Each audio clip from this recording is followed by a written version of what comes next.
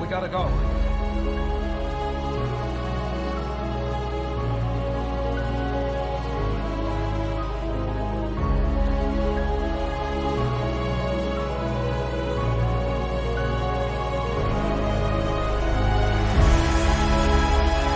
I'll get my car. I brought mine. Yours.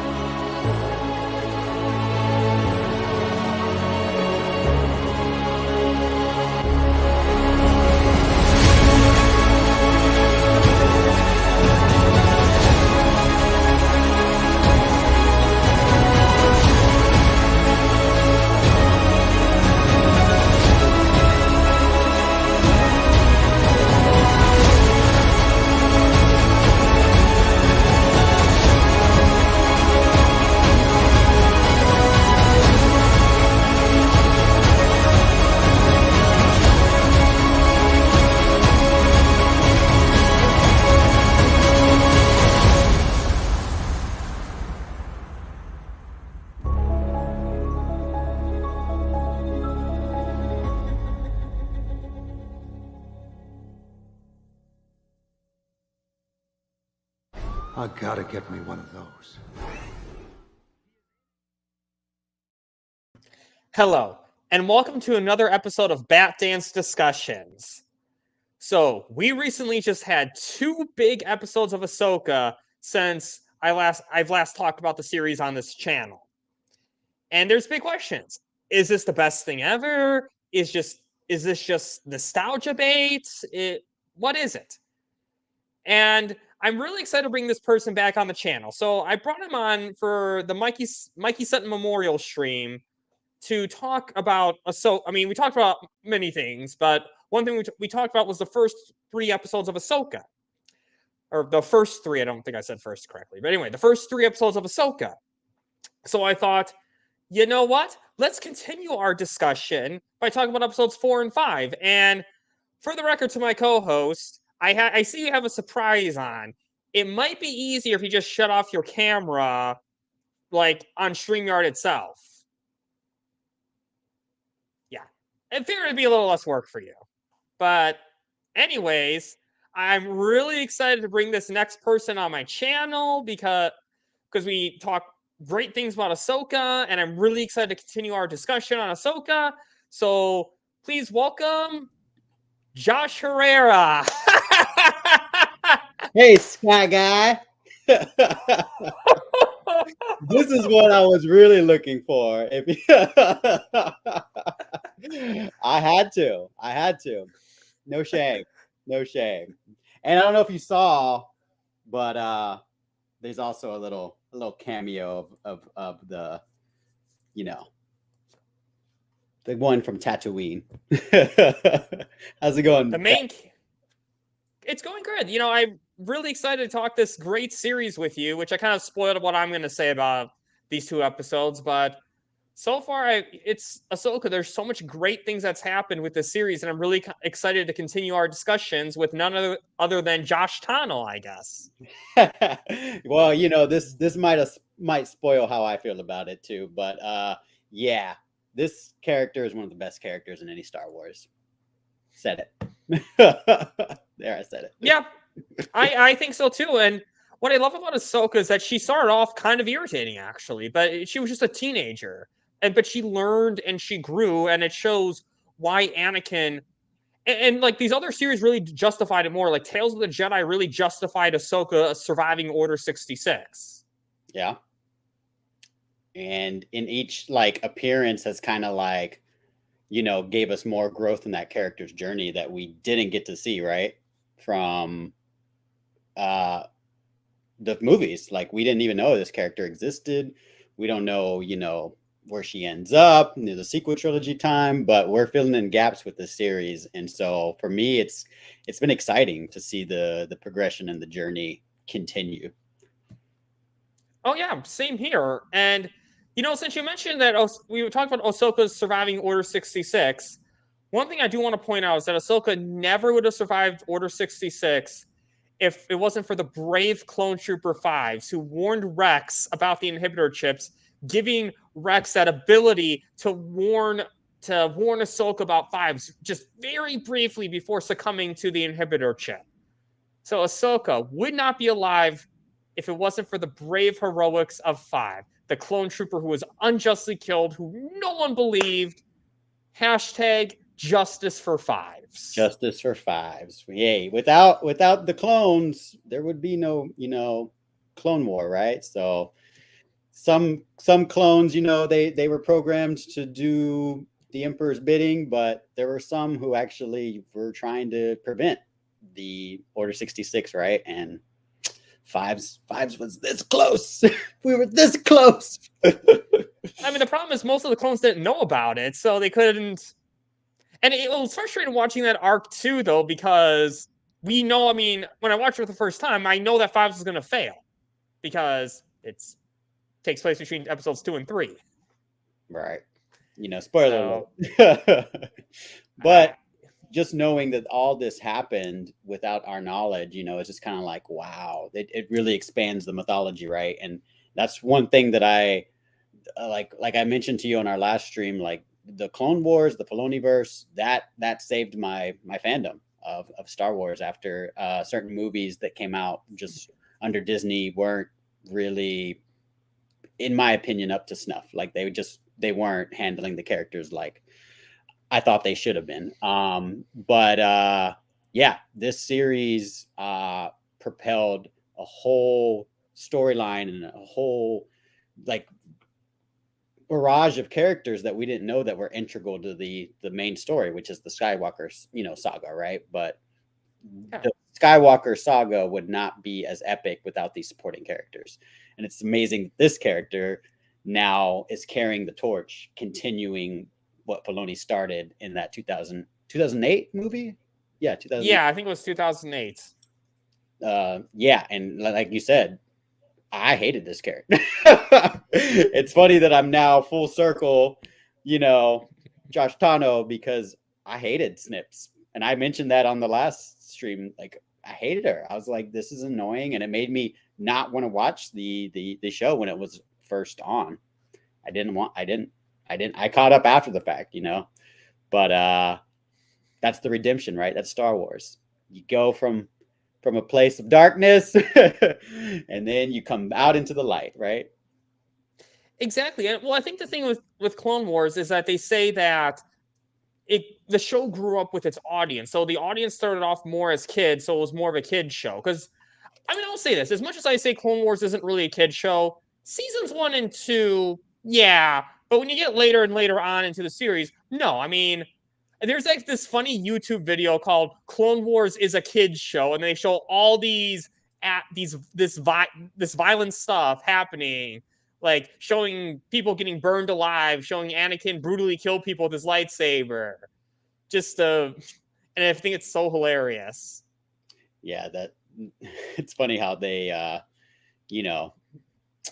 we forget that Darth Vader caused, the death of younglings and all kinds of stuff. So, Star Wars. Thank you, Socks. Thank you, Socks. Good to see you, Socks. How you doing? Thanks for joining us on Star Wars Sunday. Always happy to have Socks. Always happy to have Socks in the channel. And actually, I'll tell you this, Socks. I'll put it like this.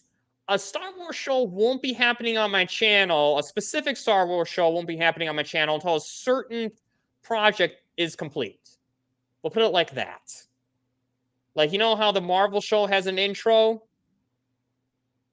Like a special Marvel intro? Let's just say I'm working on getting something for Star Wars done too. So Right. Stuff be on the lookout for that. Yep. A lot of stuff in the works for that. So before we go on, continue more about Ahsoka, we first started our Ahsoka series, our Ahsoka discussion on a particular stream. It was a special stream for, hold on, let me pull this up. It was the Mikey Sutton, I cannot talk today, the Mikey Sutton Memorial and Fundraiser stream for our good friend Mikey Sutton, who was taken from us way too soon. And every show, I want to remind people about this, is that I have this chat pinned to the... It's pinned in the chat, and it's in the description if you're watching this on replay, but please consider donating to the family. This is to pay for funeral expenses, and I'm sure they still have, even though the funeral already happened, medical expenses, any other expenses. The goal is $10,000. We're up to 5,300 something now, so over halfway there. Every penny counts.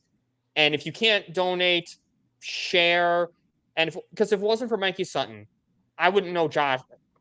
God, I always do this. I'm pointing to Josh.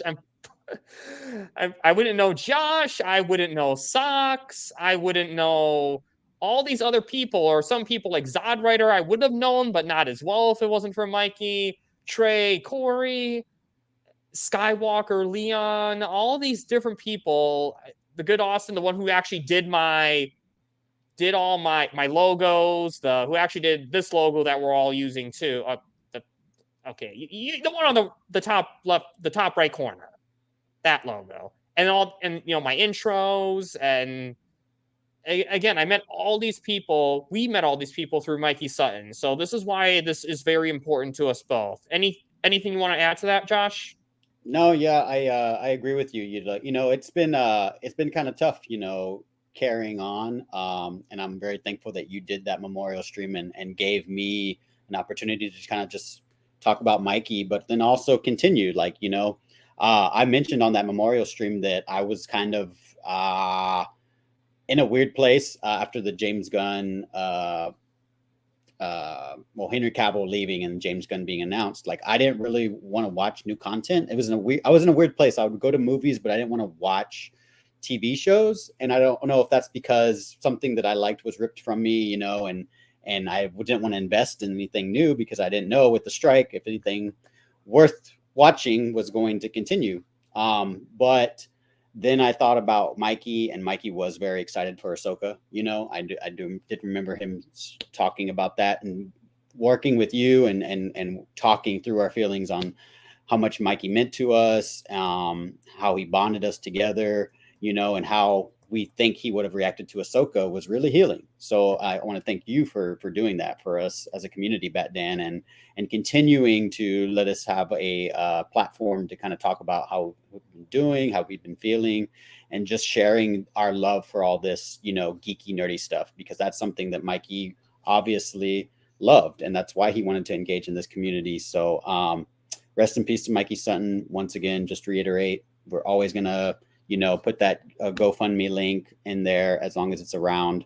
If you can, anything helps, y'all. Like $1 from every person would go a long way, because like you said, they're only halfway through their goal. So any amount would definitely help. So thanks for continuing to do these streams and let us be geeks together, Bat Dan. No problem. And it's exactly what I know Mike would have wanted. Would have wanted us to continue talking this geeky, nerdy stuff, because that's what he'd like to do. And that's why I honestly put that in the memorial stream, because it's something that I know he'd love. And he was hyping up Ahsoka. And you know what's actually funny about that memorial stream is that I added Ahsoka to the title of that stream because that actually ended up being our longest topic on that stream was Ahsoka. So I'm like, okay, I got to put Ahsoka in the title now if that's going to be. Yeah, it was fitting, right? And it was the biggest. I would say it's probably one of the bigger shows that's on in our geek space right now, and it deserves its own little highlight right now because of what it's doing. It's bringing back, for me, classic Star Wars. So yeah, I think Mikey would agree. Same here. And actually, speaking of that memorial stream, one thing I kind of want to get into real quick before I get into 4 and 5 is if some of you may recall, when we did that memorial stream, episodes 1 and 2 was all spoilers, whereas episode 3 was spoiler light. So, excuse me. Now that we're into spoiler mode, I guess, Josh, was there anything that you wanted to talk about in episode 3 that you did not talk about because of the spoiler? Just one thing that I remember we didn't spoil, but the big character, Jacen, is here. It was cool seeing him in live action because I was wondering, I was like, are they gonna just write him off? Like, oh, he's training at the Jedi Temple with Luke, So I was really happy to see he was actually around because it was kind of like, okay, Hera, we see Hera, we see Chopper, where's her son, So it was really cool seeing him actually cast. So hopefully that means that there's going to be more for him. But we definitely saw there was a lot for him in 4 and 5. So I was excited. Yeah, and he'll have his own topic definitely. But yeah, that's kind of the main thing I was going to say too, is that we got to see Jacen, which was cool. It was funny because when they're in that New Republic meeting, it was funny seeing that they mentioned Jacen. I'm like, okay, at least he's being mentioned, but I didn't think they were actually going to show him. Yeah. And then they actually showed him. I was so happy to see that. And again, they did a good job getting an actor to kind of look like the character, because that's hard to do in anime when you start with an animation into live action, because you can draw a character to look like a live action actor, but it's harder to find someone who looks like that character to play the part in live action. And sometimes it worked, like with Ryder's character, they did a good job getting that voice actor himself to kind of look like the character from animation. But with Jacen, yeah, they did phenomenal with him. And again, that New Republic scene, though, I guess the other thing that kind of really irritated me, and I guess we'll kind of get to that too, actually, is we'll just cover it because it's actually our next topic, is the New Republic. Are these the dumbest people ever? The more things change, the more they stay the same. That's the Republic for you, right? I mean, having former Empire operatives, working in the New Republic, knowing that they're changed, they're reformed. Are they Hydra? Mm-hmm. It's, I believe in forgiveness and trust are not the same thing. I'm not saying that every former Empire operative should be cast aside and not being given another job, because I think the other extreme will create problems too. But at the same time, that doesn't mean they need to be given high-level ranking positions either. Right. I mean, building a whole hyperdrive station device. Nobody said anything. And it's like Mon Mothma in these last 3 episodes was really irritating me, because she, more than anyone, should be listening to Hera. I mean, she was on the front lines of all this stuff, and here she is just ignoring Hera's warning. I mean, it's just ridiculous. It's like, oh, there's no proof that they're going to bring back Thrawn. I'm like, will you guys just shut up already? If the galaxy is as peaceful as you say it is right now, what does it hurt to go investigate? Yeah, that's the hubris that we see, right? I think we talked about it on the last stream. One thing this and the Mandalorian is doing is showing that I think it was in Mandalorian season 3, they really showed that Shadow Council, I think is what it's called. Oh yeah. where that's basically our, what will be the proto version of the First Order that's coming back. And so we're seeing all the little pieces in place of how it got to hey, Integrity. Thanks for stopping by. How it got to the world that we see in The Force Awakens, right? And for better or worse, guys, like Secret Trilogy is canon. So that's what I love about the show, is that it's just trying to show us it's like, for me, I think I mentioned this to you, like this show, the Clone Wars cartoon and Rebels both reignited my love for Star Wars, but it also made me really like the Anakin Skywalker character a lot more so. And so I think these live action Disney shows are trying to now make us, understand why things happen the way they do in the sequel trilogy. Hopefully the execution is there, but so far I'm just along for the ride because they're using characters that I love as a Star Wars fan. So they got me. But yeah, seeing the New Republic, just that hubris is just pretty apparent, right? And how they're speaking and handling things. Exactly. And and they have to do that because, as much as I hate the sequels and I kind of say they're not canon a lot, deep down I know they are canon. I know, for better or for worse, they happen. So they have to make it make sense. And I'll put it like this. I think it's kind of like our government in real life. Things that you think would be, and I'm going to kind of say this, whatever side of the political spectrum you're on, I think we can all agree that there's issues with our government, issues with our politics, issues with all that stuff. And it really relates a lot to the real life. Things that you think would be obvious. And again, I'm not going to get very specific here because I want people who are liberal and conservative to enjoy this stream. So I'm just going to kind of speak very generally when I say this, is that things that you think would be obvious aren't. And I love it because it really relates to our real world. A lot of people want to say that the problem with the new Star Wars is that it doesn't relate to our real world, but I'm like, no, look at the politics of the New Republic. That's exactly what we go through in real life right now, is people's inability to get stuff done, people making stupid choices after another. That's exactly what's going on in the real world right now. So, as much as it's frustrating, I really relate to it. I respect your stance on that, Bat Dan, but I gotta be honest, I'm sorry, but the original trilogy, you cannot look at what the Empire is and not see the parallels of Nazi Germany and the Nazi, Hitler, Third Reich, and George Lucas has explicitly said that, right?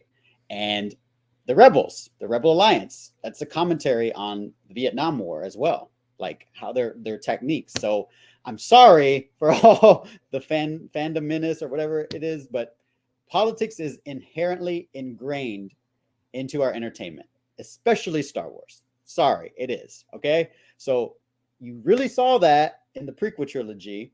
My first experience with Star Wars was the episode 1. Okay. I had never saw any Star Wars. I knew what it was growing up, but my family was not into Star Wars. So I think I was at a daycare one time and I was trying to watch Return of the Jedi, but the kids just wouldn't let me watch it. I was being bullied or something. They didn't want me to watch it. So I didn't really understand what was happening, right? So when I watched on VHS episode 1, Phantom Menace, it was a lot of politics. And as a kid, I was bored of that.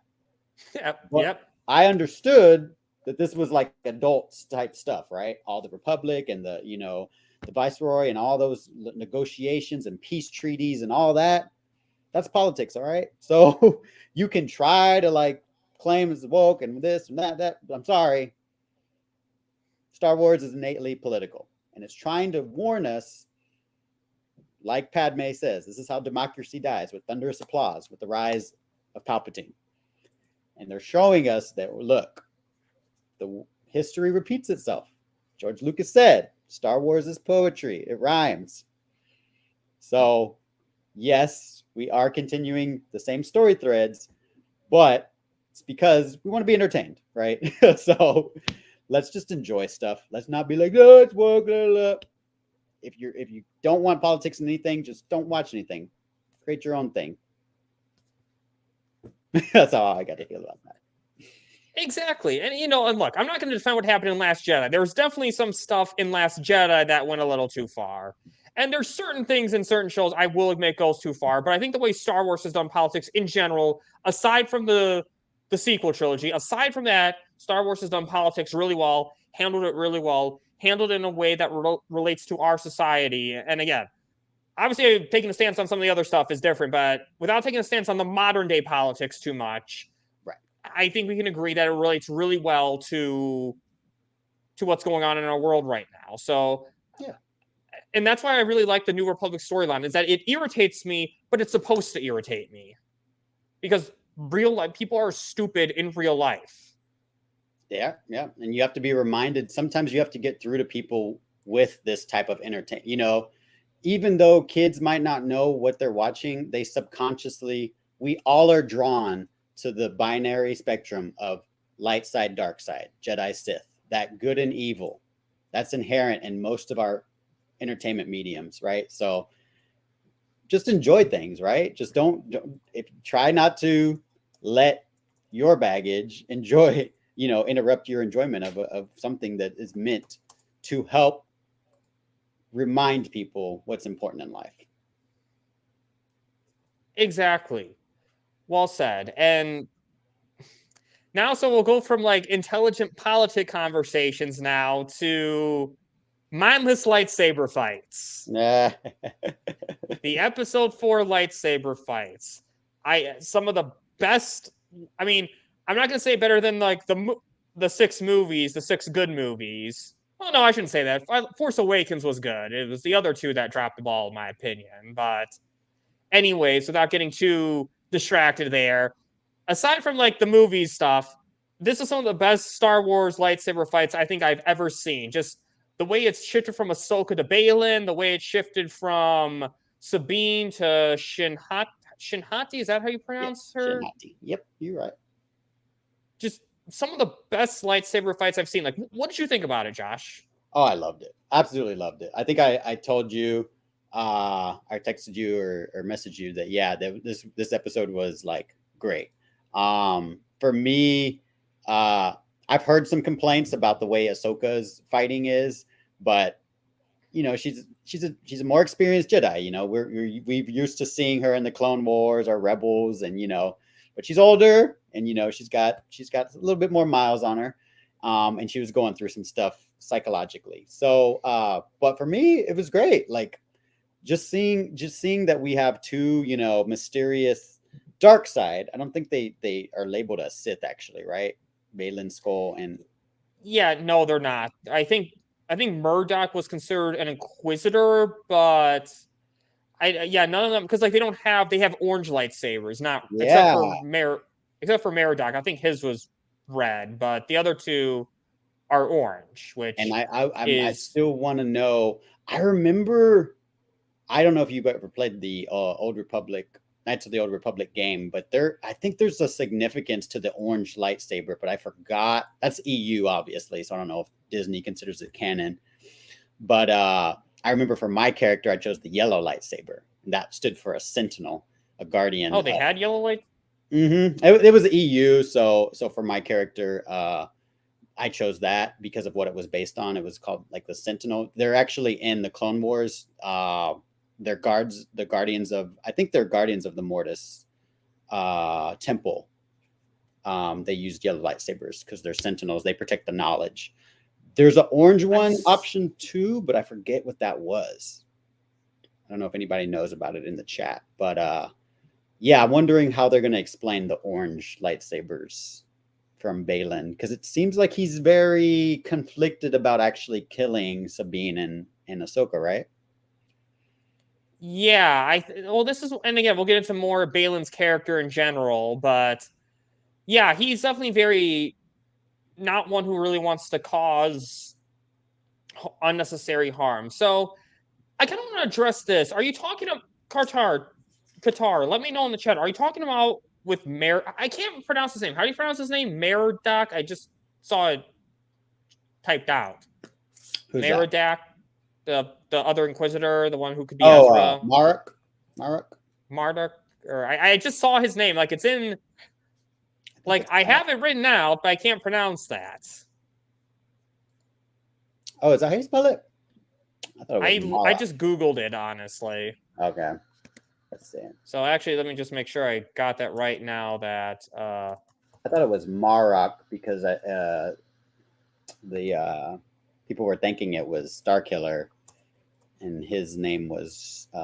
Oh wait, no, it is. Okay, I am getting that mixed up with someone else. Okay, let's get that. Let me get that fixed. It's like it's probably need to try to look it up on Wikipedia. Is that? And again, a bit of spoiler for a later topic, but yeah, okay, yeah, this is his name. Okay, Marrok, yeah. correct? Yeah, Marrok. Okay, but are you talking about Marrok? Are you talking about that lightsaber slash? Because I do need to remind people who complain about the whole Qui-Gon and Sabine thing. I admit they overuse it, but Qui-Gon was stabbed in the spine. Sabine was stabbed on the side of her stomach that doesn't have arteries. So there is a bit of a difference between the two. It's about. I think he's talking about the fake out in episode 1 where you think Sabine is dead. I think that's what he's talking about. Which I get, and I even told you. I think we talked about it how unnecessary in my opinion, that was unnecessary because we know. I mean. I think they wanted us to be like, "Oh my God, she's dead!" Our beloved Rebel character. You watched the trailer, right? So where you saw her cut her hair off, and I will admit, so even though it does make sense, there is a difference. I think part of the problem too is that the Obi-Wan series overdid it too. Like I think if it was just the Ahsoka series that did it, it wouldn't have been so bad. But yeah, I will admit they do need to stop killing people. They do need to stop stabbing people like that. I will give you that, but it's becoming a little bit of a trope. I get it. But just with this, but in the episode 4 lightsaber fight, I guess one thing that I think is a little bit of a is that Sabine does put a pretty good fight against Shin Hati a little bit, considering that Shin Hati is a little bit more experienced than Sabine is, because Sabine doesn't know how to use a lightsaber. That well. I still want to know. I still need to see that backstory about why Ahsoka decided to train Sabine. Yeah, I'm wondering, are we going to get... I feel like we should be getting flashbacks, actually, because there's some stuff that I feel like is more going to contextualize the relationship between Ahsoka and Sabine. Trapped between Jedi and Sith. Oh, okay. Okay, thank you. This is why I like having a chat. Purple lightsaber, because, Samuel L. Jackson just wanted a purple one, but then they decided, oh, that's a Jedi who can harness dark side and light side of the Force as a balance. And so that's interesting. So if Baylon is trapped between Jedi and Sith, he's not Jedi, he's not Sith. He's kind of like that, from what I understand, a gray Jedi, right? That was kind of what Ahsoka was figuratively labeled, I think. Yeah, well, Ahsoka's, because from my understanding, Ahsoka's white lightsabers, what they are is they're. Let me know if you can't hear me. I got that warning that my internet's is not great right now. Okay, good. So basically, what Ahsoka's lightsabers are, from my understanding, is they are red lightsabers that she purified or something, and that's why we see them as white. So the kyber crystal, right? so yeah, something like that. So it's, again, all these color lightsabers are so confusing. As a kid, I just think I was just like, oh, cool, different colors. I just like blue because blue's my favorite color. But same. But so yeah, all these different lightsabers are definitely. But it's it's interesting they have a different mythology behind all these different lightsabers. Yeah, I kind of like the yellow. The kyber crystals, right? They all mean something, and that's why I think it's more Disney wanted a cash cow when you go to Galaxy's Edge and want to make your lightsaber. like, oh, which color do you want? Which hilt do you want? Do you want Anakin's? And so it's a money making thing, but it's also the mythology makes it more interesting too, right? Exactly. I mean, we know that companies are going to do stuff for money. I know we want to say the stories first, but I mean, I understand that some things are going to be done for money, and that just is what it is at this point. But yeah, so I do kind of want to point this out. I mean, what Sox says, this was before Disney bought Star Wars. This was Clone Wars season 5 or season 4, somewhere in season 4 and season 5. I don't remember which exactly, but anything that's Clone Wars aside from season 7 is you cannot pin on Disney. Even a lot of those season 7 you can't really pin on Disney because I think a lot of those episodes were still in development before Disney bought them. So you can't even really pin season 7 completely on Disney either. So again, I get the criticism that lightsabers stabs don't mean anything, but I do want to emphasize it. As unnecessary as that was, it was different between Sabine and Qui-Gon because getting stabbed in the spine and getting stabbed on a certain side of your body are going to have two completely different impacts. So, and I wonder if Shin Hati like kind of knew that Baylon how he felt, but she still, obviously she was trying to, I think, kill Sabine, but maybe she was like, well, I'm going to go on the side, like just if this doesn't kill you, it's going to really mess you up. So, but the same thing happened to Fennec Shan, this is a universe, y'all, where you can have half droids and cloning, so I get it. I do get it. It has happened a lot back to back to back, but yeah, it's a Star Wars. It's a different universe. The rules don't apply. yeah, and I do get it because such a great Jedi lost his life, and like these other people are surviving like that. And again, I do think if Obi-Wan hadn't done it so much, hadn't done it twice, and Boba Fett didn't do it, I think then this would have been more okay. But yeah, I agree. They shouldn't do it so often and so back to back in all these shows. I do agree with that. Exactly, but yep, we know. Again, that's like we were saying, Obi-Wan 2, as well as so that's kind of they did it twice in Obi-Wan, the Grand Inquisitor and Reva. But then that kind of makes it even like if Sabine were to die, this is like, well, you just had Finnick come back and Reva come back, so it kind of gives legitimacy that she would still be alive, right? In my opinion. So you can go either way with it. Yeah, and again, as Sock says, I mean, let's not act like this was any better. I mean, that's actually worse if you ask me. You got stabbed in half. Hey, but that was a Night Sister and a few Night Sisters involved, so there's magic. All kinds of sorcery. But kind of getting back on topic though to the lightsaber fights in episode 4, I love how like Ahsoka and Baylon, how when they had to fight, Ahsoka also has to kind of keep her mind on the map thingy, I don't remember what you call it, the thingy that would find the star map. Yeah, she has to keep her mind on that while at the same time fighting Baylon, which I think that also kind of held her back a little bit too. Agreed, and that I don't know if you haven't played Knights of the Old Republic, definitely recommend. Those are actually pivotal to your story because you have to use star maps on different planets in order to track the location of the MacGuffin in that. So seeing that in live action while they're fighting was amazing for me as someone who played that Knights of the Old Republic game. But yeah, she did a good job, right? Like multitasking, but then also you see like how she gets unhinged when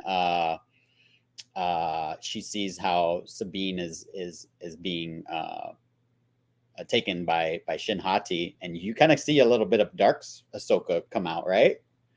Like she kind of channels a little bit of some darkness, in my opinion, real quickly when she throws Shin Hati against those pillars.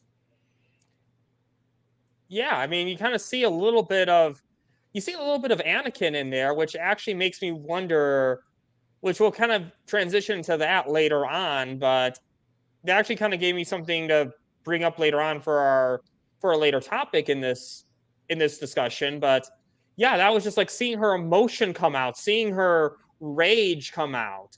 Yeah. Because one thing I like about it, because Ahsoka, again, people need to remember, Ahsoka's not a Jedi technically. She left the Order, and none of the, unlike Kanan, who got indoctrinated as a Jedi at one of those Jedi temples. Unlike Kanan, Ahsoka didn't have any of that. She was basically a freelancer who has the Force and lightsabers, but she's not part of any order whatsoever. So she can give into her emotions, just like, well, I don't know. I was going to say like Kanan can do it with someone, but technically he was part of the Jedi Order and technically did violate a rule. Hey, there was no Jedi Order when that happened. So yeah, fair enough. But yeah, you're right. Like that's one of the pivotal. I think it was in season 7, right? When she's talking to Maul, Ahsoka's like, "I am no Jedi," and you kind of see her get unhinged when fighting Maul in Mandalore. Like you see how the seeds of that darkness are kind of apparent, right? Because at that point, she's unhinged, so she's not going by any code. She's just trying to help Bo-Katan in any way she can with the Siege of Mandalore. Exactly, and it just really shows how well Rosario Dawson captures the Clone Wars Ahsoka. Like she captures her really well. Oh yeah, I've seen some people talk about the portrayal of her, and I can kind of understand it. But I'm not going to spoil the next episode, but what we see in the next episode kind of contextualizes why Rosario does play Ahsoka a little bit less vibrant than how we've seen her. But in my opinion, Rosario does a great job playing Rebels Ahsoka, who is still haunted by the thought of walking away from the Jedi Order, walking away from her master, and being conflicted about training a Padawan like Sabine and having that responsibility when technically she's not a Jedi herself. So I think Rosario did a good job handling that in this moment that we see Ahsoka. Yeah, agreed. And I don't know about that theory. I think there's a certain point where not everything needs to be connected. That would be interesting because yeah. I have wondered about, like, I was just so how that character was handled in the sequel trilogy. I was like, really? So I've kind of been hopeful. I have been hopeful that we might get to know, not necessarily in this show, but eventually more about that character. So we'll see. We'll see what happens. If she really is Shin, that just makes her treatment in the sequel trilogy even worse, because now they were able to punk a Force user. Two non-Force users, and at the time Finn was not really hinted to be in tune with the Force until Rise of Skywalker, probably because the writers didn't intend for that until Rise of Skywalker. But anyways, I digress. Like the way she was punked by non-Force users at the time, yeah, that's just even worse if she actually is Captain Phasma. So God, I hope they don't reveal that. We'll see. We will see. So another character I kind of want to talk about is Huyang. Huyang. Is that just another like he feels like he's the real voice of reason in this show. The one who said, like, stick to the plan, stick together. And in the lightsaber fights, they split up. They disobeyed, or they ignored what Huyang urged them to do, and you saw that had consequences. Oh my goodness, this character. Okay, so wait, this was the episode 4, right? Seeing Huyang go and fight another droid, first of all, was one of the biggest goosebump moments unexpectedly that I had. So I did not expect to see 2 droids throwing hands with one another. So shout out to David Tennant. I know he didn't do the the physical parts of it, but yeah, he's such a moral character, right? And a fatherly presence, in my opinion, that really knows these 2 characters, right? And like you said, like we were talking about the lightsaber battles, when you see Sabine and Ahsoka use their skills with one another, like how Sabine pulls that one droid and then Ahsoka like chops his head off or whatever. That was like, yeah, Huyang was right. Like you're better together, right? When they split up or they're not together, that's when things don't go the way they're supposed to. So his performance in that one scene, I don't know. Are we talking about both episodes or just trying to stick to Yeah. it?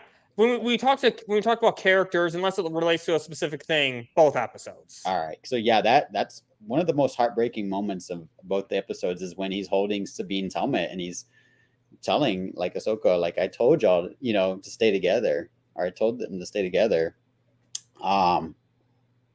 It was just a great performance by David Tennant, in my opinion. Like this droid has so much emotion. But you got to think about what he's gone through. Like he's literally saw younglings, he trained them. He trained several generations, I'm sure, of Padawans to Jedi, and then tried to instill in those, those Padawans like lessons that unfortunately probably didn't carry through because of what was happening in the Clone Wars, right? When during times of war, kind of these young Jedi were probably just all, very much like young Ahsoka, just hot-headed and, full of just their own impulses and probably didn't listen to Huyang's. Yes, very much. He's very much an alpha, right? Totally 100%. An alpha. So yeah, just I didn't expect that from a character, like I said, it was so fatherly like, and then to see him like throwing hands with those droids, I was just like really shocked. What'd you think of the droid fight? Oh, I thought that was hilarious. It shows like, because it's like I didn't expect Huyang to be a decent fighter. I just kind of expected him to kind of be more of a voice of wisdom, more than an actual like brawn type character. But the fact that he actually put up a good fight, I was very impressed by that. I did not see that coming. Yeah, it gave me goosebumps. I was like, oh my god, I did not expect this. And then it leads into the team up with Ahsoka and Sabine. So it's just like boom, boom, boom, and then we get that amazing lightsaber action. So Dave Filoni does great with action. Oh yeah, 100%. And again, we'll definitely get into a certain topic with how people feel about this guy later on. But yeah, Dave Filoni is just the best. And David Tennant, it's kind of like we said, I really echo a lot of what you said, is that in the clip, when he's on the cliff and he's talking to Hera, he's like, they Hera didn't listen to me. That's who he's talking to, right?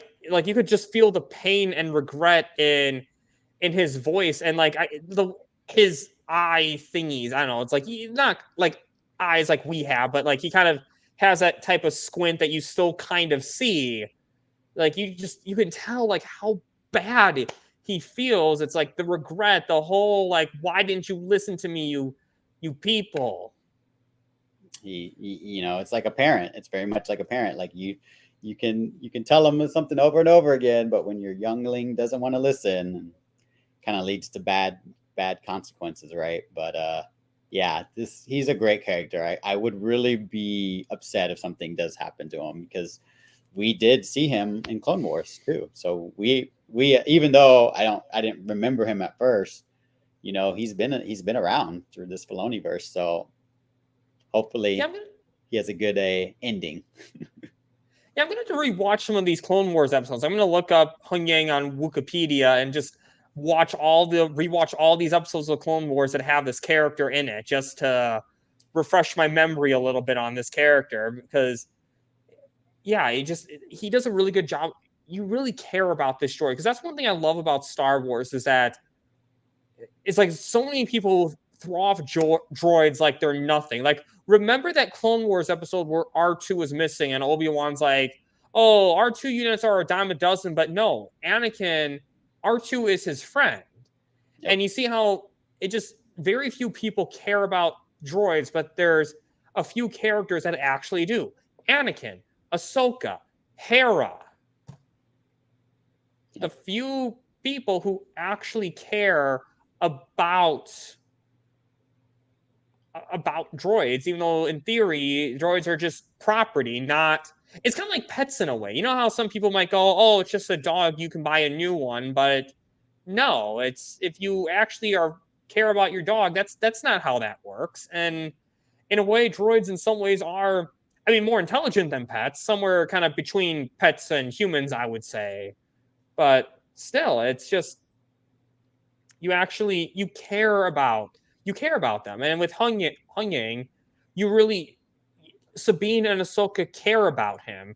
And I feel with Huyang too, he has to make up for his past because we don't know exactly what happened in the Clone Wars, but at the end of the day, he failed. He failed all those Jedi, the children, the adults. He failed the Jedi in the temple when Order 66 happened.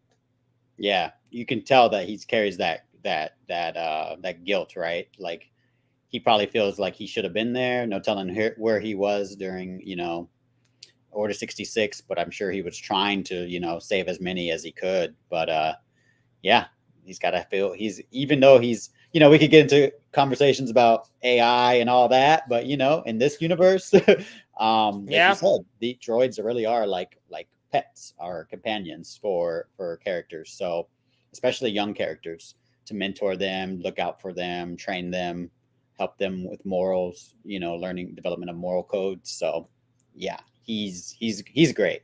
I love David Tennant in this show, so can't wait to see more of him. Oh yeah, I can't wait to see more of him as well. There's so much with great stuff with him. I have a feeling they will kill him off. Actually, it's just call it an instinct. And you know who I think will be responsible for that? Sabine. I think it'll end up being Sabine's choice that might have got him killed. So right off the bat, did she make the right choice? Did she make the right choice to give Baylon the map and go with him to find Ezra? You're asking me? You're putting me on the spot, Bad Dan? Uh-huh. So I think I mentioned this. Like for me, I think I've said this on other streams before. I know myself pretty well. I'm an emotional person. Therefore, I know that I would fall to the dark side and I would have a Vader fall from grace. Because when I love something, I really love it and I attach myself to it. And so this whole Jedi no attachment thing, it wouldn't work for me. So coming from that perspective, and as someone who understands entertainment and wants something juicy and really, really, really heard what Baylon was saying as a convincing way, like, yes, she made the right choice. She loves Ezra. That's her friend. They were close to one another. She wants to see him again. She thinks her monster's dead. She has nothing else. Yes, we want to move the plot forward. We want to go to another galaxy. We want to see Space Whales. We want to see Purgil. We want to see Ezra. We want to see Thrawn. Yes, she did. See, I'll put it like this. I think Sabine made the wrong choice, but I can't say I would have made a different choice than Sabine. I'll put it like that. I mean, good answer. It was definitely a selfish choice, let's be honest here. But Sabine's not a Jedi, as Qatar says. She's not a Jedi. I still need to see why Ahsoka's trading her to be a Jedi, because I don't think it's as simple as anyone can use the Force. I really don't. I think there is a reason why Ahsoka's trading Sabine, but as part of that is it. And I think too, Ahsoka doesn't really agree with the Jedi teaching, so not thinking with your emotion, I don't know if Ahsoka would even completely agree with, because Anakin certainly didn't teach her that way. We know that. But hey, you know what? At least Anakin's way made her the one Jedi to survive Order 66, so maybe that wasn't necessarily the wrong way, and maybe if other Jedi had been more supporting of Anakin, maybe he wouldn't have fallen to the dark side. And, certain Jedi who didn't give up on him, maybe he wouldn't have fallen to the dark side, but that's a whole nother conversation. My main point is that at the end of the day, Sabine is human, and Ezra's her friend, and she wants to see him again. Was it a selfish choice that she made? 100%. Absolutely. But it's a realistic choice. And that's and see, this is what I like about Ahsoka, is that these characters are flawed. They're not perfect. They're going to do stupid things like people do in real life. I know people want to think that, oh, I wouldn't make this stupid choice in real life. You don't. We're watching from a TV screen, knowing that bringing Thrawn back is going to be the end of the world. But I can't. We gotta be entertained, right? We want drama. We want conflict. There's no reason to watch if there's not conflict and there's not emotional depth to these characters. And let's be honest, Baylon made a good point. His speech was great. He's very convincing. And to know that that's what an orange lightsaber means, you know, he keeps on referring to this as a greater purpose. What he's trying to do is for the greater good, you know, whatever that means. But by holding an orange lightsaber, maybe we don't know his motivations. So when he's really relating to Sabine and let's be honest, he's using manipulation and the dark side, but he gets through to her, and she's a Mandalorian, y'all. She's not a Jedi, like we said. So she's all about loyalty. That's the Mandalorian way, right? This is the way. And she's pretty loyal to Ezra. So she's going to do whatever she can to get him back and continue what we saw in that epilogue of Rebels. Exactly. Is that she has that emotion. And what up, Nightwing? Thanks for stopping by. And I don't know. There's a whole nother debate of why I think Obi-Wan was at fault for that. But if I get too far into that, that's a whole nother topic. He was meant to fall to the dark side right now because episodes 4, 5, and 6 happened. But I mean, I guess if you, okay. I guess technically the prophecy says that he was supposed to fall to the dark side. I guess to bring balance to the Force, I guess he did need to fall to the dark side for that. So yeah, and he did complete the prophecy. George Lucas has confirmed it. There's interviews out there. I actually just was watching one on Twitter. So yeah, he needed to be Darth Vader in order to bring balance to the Force, which he did for a while. Yep. Which, again, they could have made that work with Palpatine being alive had Hayden Christensen been involved in Rise of Skywalker other than 2 measly lines. Agreed. Which, I actually checked it out. I just did my remastered video on my personal problem with the sequel trilogy, which, if you saw, it's about, or if you didn't see, it's about basically the lack of Anakin Skywalker in the sequel trilogy.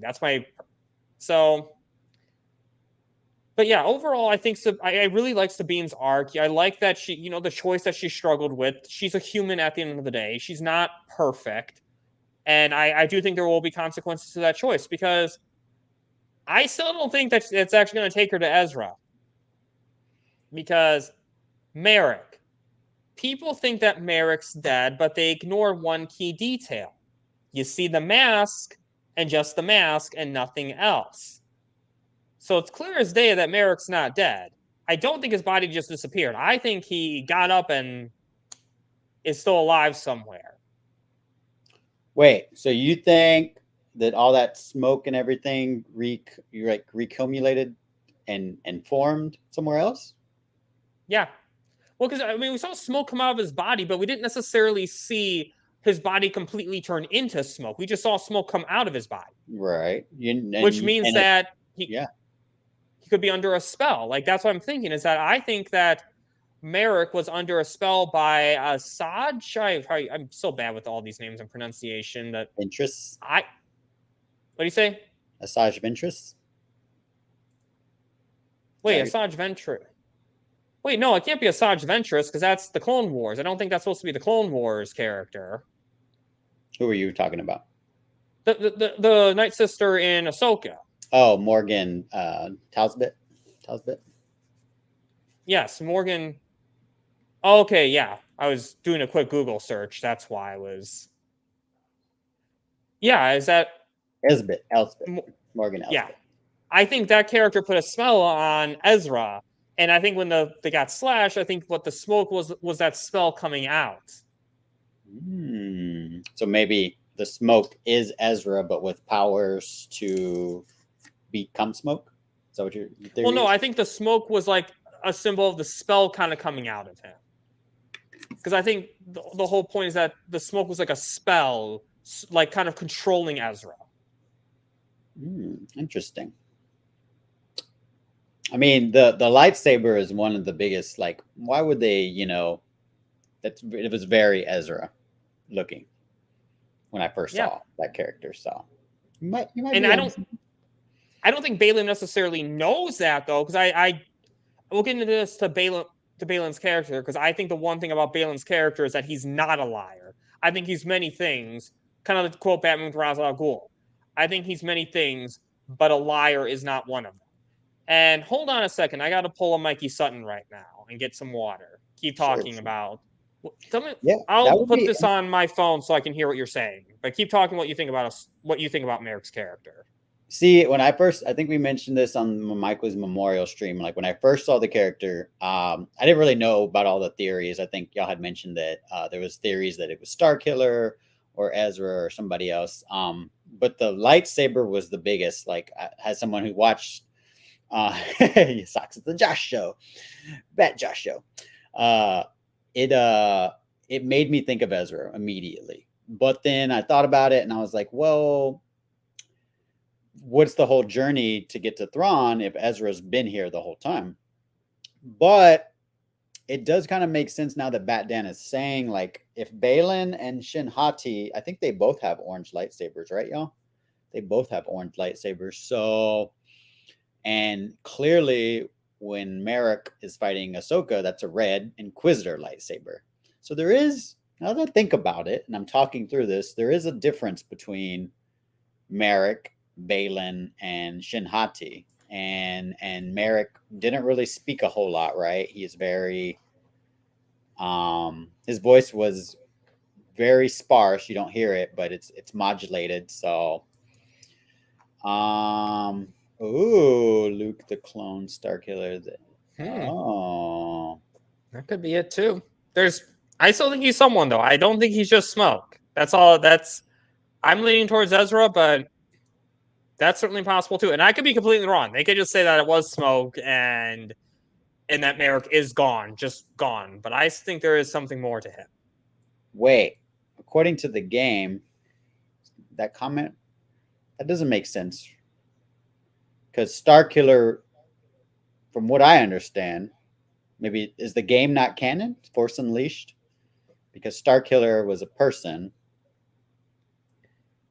Galen Marrok. And then Darth Vader killed his father, right? And then took him in.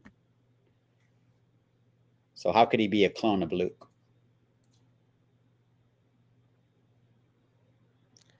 I haven't played that game, so I can't really attest to that so much, but interesting. I mean, again, I love these theories. I don't think the games would be canon though, because I think anything that came out before Disney, the only thing that came out before Disney that's canon right now are the 6 films, the Clone Wars movie, and the Clone Wars TV series. Everything else that came out before Disney's acquisition is non-canon. So if those games came out before, then it's not canon. So it could still be a version of Starkiller that is a clone Luke. Now, granted, according to the game's mythology, maybe it doesn't make sense because of what you just said, but who knows? Yeah, I mean, maybe that might not be canon. So, and Sam, like we said, Sam Witwer is supposed to be rumored to be part of the show somehow, right? So maybe y'all are onto something. Sam Witwer. Yeah, I mean that's certainly possible too, or maybe a Darth Maul hallucination appearance. Because he also played Darth Maul in Clone Wars, Rebels, and Solo. True, and I think it was in Solo. It was his voice, right? It was Ray Park doing the character, but it was still the voice of Sam. So maybe we might get a Solo payoff finally. Yeah, maybe that would. I mean, well, because like Darth Maul's technically dead by now because in Rebels, Obi-Wan killed him for real when he sliced him in half the other way, and I'm sure he burned. And since you actually saw the body, I'm sure Obi-Wan burned the body to make sure that it didn't come back again. Right. Very similar to how Ahsoka took out Marrok, right? That one slash. Yeah, except that slash was like just one through the chest. Like Darth Maul was they kind of imply it was this way because you see how the lightsaber gets sliced in half. So he was kind of killed this way. Ooh. Because that's because you don't completely see it. You just see how the lightsaber was cut. So it's kind of implied that that's how he died too. Luke Starkiller. Okay. The clone of Galen Merrick. Okay. Interesting. Okay. Well, I guess you could still go by anything. Put it like this: anything, because they are going to bring back the EU, like Grand Admiral Thrawn's an EU character. So my guess is they are going to bring back more EU content and just do their own spin on it. So yeah, I guess anything. As far as I'm concerned, I guess anything from the EU would have the same backstory until it's brought on Disney and they say otherwise. Yeah. We'll wait, right? Wait and see. Yeah. If you watch Rebels, and there's an episode, because old man Obi-Wan's in one episode of Rebels. Ezra goes to Tatooine, and then Darth Maul and Obi-Wan have their rematch. And again, you don't actually see Darth Maul get slashed because it's a kid's show and they have to keep some things. But if you just look at the way that Obi-Wan moves his lightsaber and the way that Darth Maul's lightsaber is cut in half, you can kind of tell that that's how Darth Vader gets slashed. And no problem, Nightwing. That's the whole point of this show. That's the whole point of these channels. We're all geeks here. And I like the knowledge too. I haven't seen every single thing in Star Wars. Like I haven't played the Fallen Jedi or Jedi Survivor. So there's some stuff that, and I haven't watched Bad Batch season 2, but you gotta watch Bad Batch season 2. Yes, I'm planning on it. I am planning on it now. This show has revitalized my Star Wars hype. And I will say, Bad Batch, I'll put it like this. It's the same thing with season 1. When Bad Batch focuses on plot episodes, it's good. Filler episodes are still kind of meh. Yeah, I mean, you get that, right? With Clone Wars, I was used to that.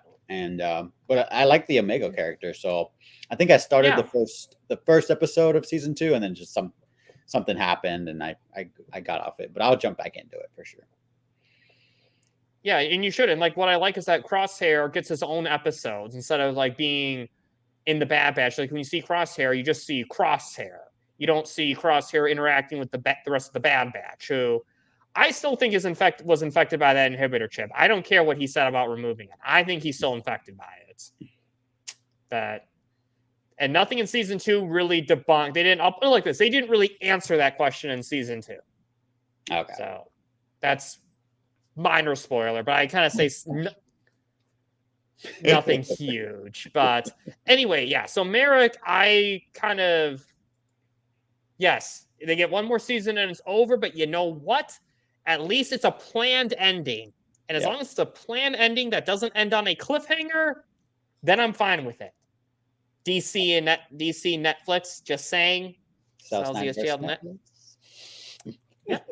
Sells the jail to Netflix, sells Snyderverse to Netflix. So little plug. Hold on. Did not want to do that. Okay, so now on to these guys. Baylon and Shin Hati. These are honestly some of the best Star Wars villains I've ever seen because they're not just like Baylon, especially. Like what I love about Baylon is that he has a sense of honor. Is that he tells Sabine that if you come with me, no harm will come to you. He didn't. I mean, and that's where I say he had no reason to let her live. Oh my god, I'm trying to resist a stupid fruit fly, and then it just like flies right in my face. Anyway. He had no reason to let Sabine live other than honor. When like Shin Hati's choking the life out of Sabine, he had no reason to tell her to stop. Sabine is of no more use to him right now. I mean, I think, and that's why I like Baylon. It's like he has honor. It's like you can tell he has honor because when he's talking about how tragic it would be to kill Ahsoka because she's one of the last Jedi left, you see that regret in his voice. You hear it. So, and then with Baylon right now, he says, look, no harm will come to you if you give me this, and you can come on the ship and find Ezra. And he followed his word. He honored his word, and telling Shin Hati to stop, And very, like, he does it in a very, like, calm but commanding way, too. He's like, stop.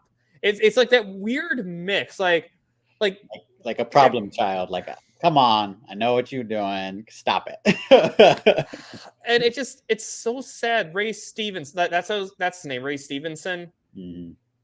It's just so sad that, like, I mean, other than the fact that a person's dead. I mean, I don't want to, like, totally diminish the fact that a person's dead, but the fact that, I mean, unless they plan to kill off this character permanently anyways, and it might not end up making a difference that he died, but just, it's such a shame that we won't see this guy next year. Because I'll say this right now, like, if they better not recast this character. I'd rather they kill this character off screen, honestly, because I think Ray Stevenson delivers a certain something that I just don't think another actor could really replicate.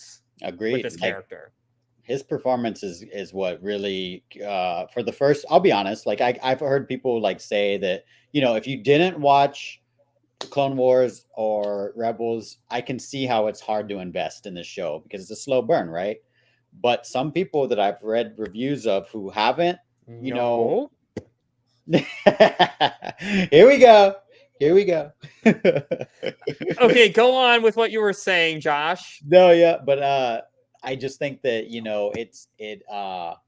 the gravitas of that entrance from Baylon.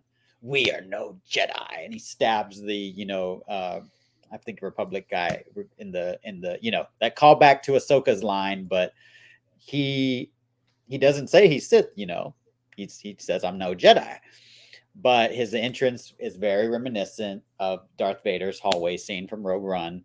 And you just really, for me, I felt that power. I got the call back immediately. I saw what Filoni was doing. But like, you're right. He's actually a likable guy. Like when you, in those early episodes, are talking about, killing Ahsoka. He's like, I don't want to do that. Let's turn her. She's more of an asset. I'd rather have her on our side. Why do we have to just kill her? And he knows that he has that power and that confidence to try to turn her, and then later try to turn Sabine successfully. Well, not turn, but give him what he wants, obviously. So he's he's a powerful Force user, and you can really see that. But yeah, the performance is just it's a trope, right? To have an older, British or foreign actor play a Sith, and Filoni knew what he was doing by casting this actor. I only knew him really from like supporting roles and as Punisher in Punisher Warzone. So I can't really remember a role that he stuck out more so than this one. For me, like, this is probably one of my favorite roles of him. He was in Beowulf too, but for me, like, he's great as a dark side user, not a Sith. And yeah, he's definitely gonna be missed. We'll have to see how he gets handled in this season 1, but hopefully, yeah, because they have a plan. Exactly, because I mean, here's the thing. Right now, I don't want to get too far into the recasting conversation, because at the end of the day, he might get killed off anyways, and it won't even matter in that regard. Again, I don't want to say it won't matter that he died. It always matters when a person dies. But in terms of the story, it might not end up making a difference on that end. But I will say with Black Panther, it's a little different because T'Challa was a main character, not like Baylon's not a main character in anything right now. So right. That's one reason.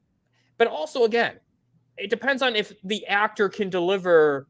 It depends on like sometimes an actor just delivers a certain something that's hard because you need like an emotional impact on it. You need there's like a certain emotional impact. Like a lot of people said they should have recast Carrie Fisher in Rise of Skywalker, and I'm just like, no, because I don't think another actor would have had that emotional impact needed that you would have gotten from Carrie Fisher. So yeah, seeing our Leia, right? Exactly. So I don't.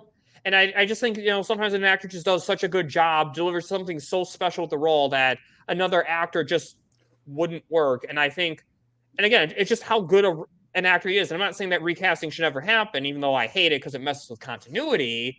But I do think in this case, I just don't think you can do that with with Ray Stevenson's character with Baylon. I think this is just one character, in my opinion, that should just die with him. I think so too. Just from what in these 5 episodes, he's been one of my favorite characters. So I agree. Yeah. Well, 4 technically, because he wasn't in the last episode. Who was it? No, none of Sabine, Baylon, Shin. Oh, yeah, he wasn't. More, yeah. None of them were in episode 5. It was just. Yeah, you're right. And then hold on, I'm trying to pull up this Okay, yeah. Oh, okay. G.I. Joe Retribution. I remember that movie. So yeah, I love Baylon's character, and I love the chemistry he has with Shin Hati too. Is that again, Shin Hati, in a way, she kind of reminds me a lot of a more out of control Anakin in a way.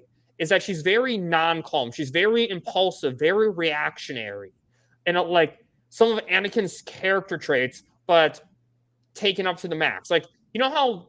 Put it like this, you know how like there's Tim Burton in Batman 1989, who's a lot more held back by the studio, and then there's Tim Burton in Batman Returns, who's a lot less held back by the studio. Right. I think of like this type of impulsive personality. You have Anakin, who's the Tim Burton the Batman 1989 Batman movie, where it's a lot more held back, and then you have Batman Returns, which is the more less held back version of that impulsive personality. And I hope to God that analogy made sense.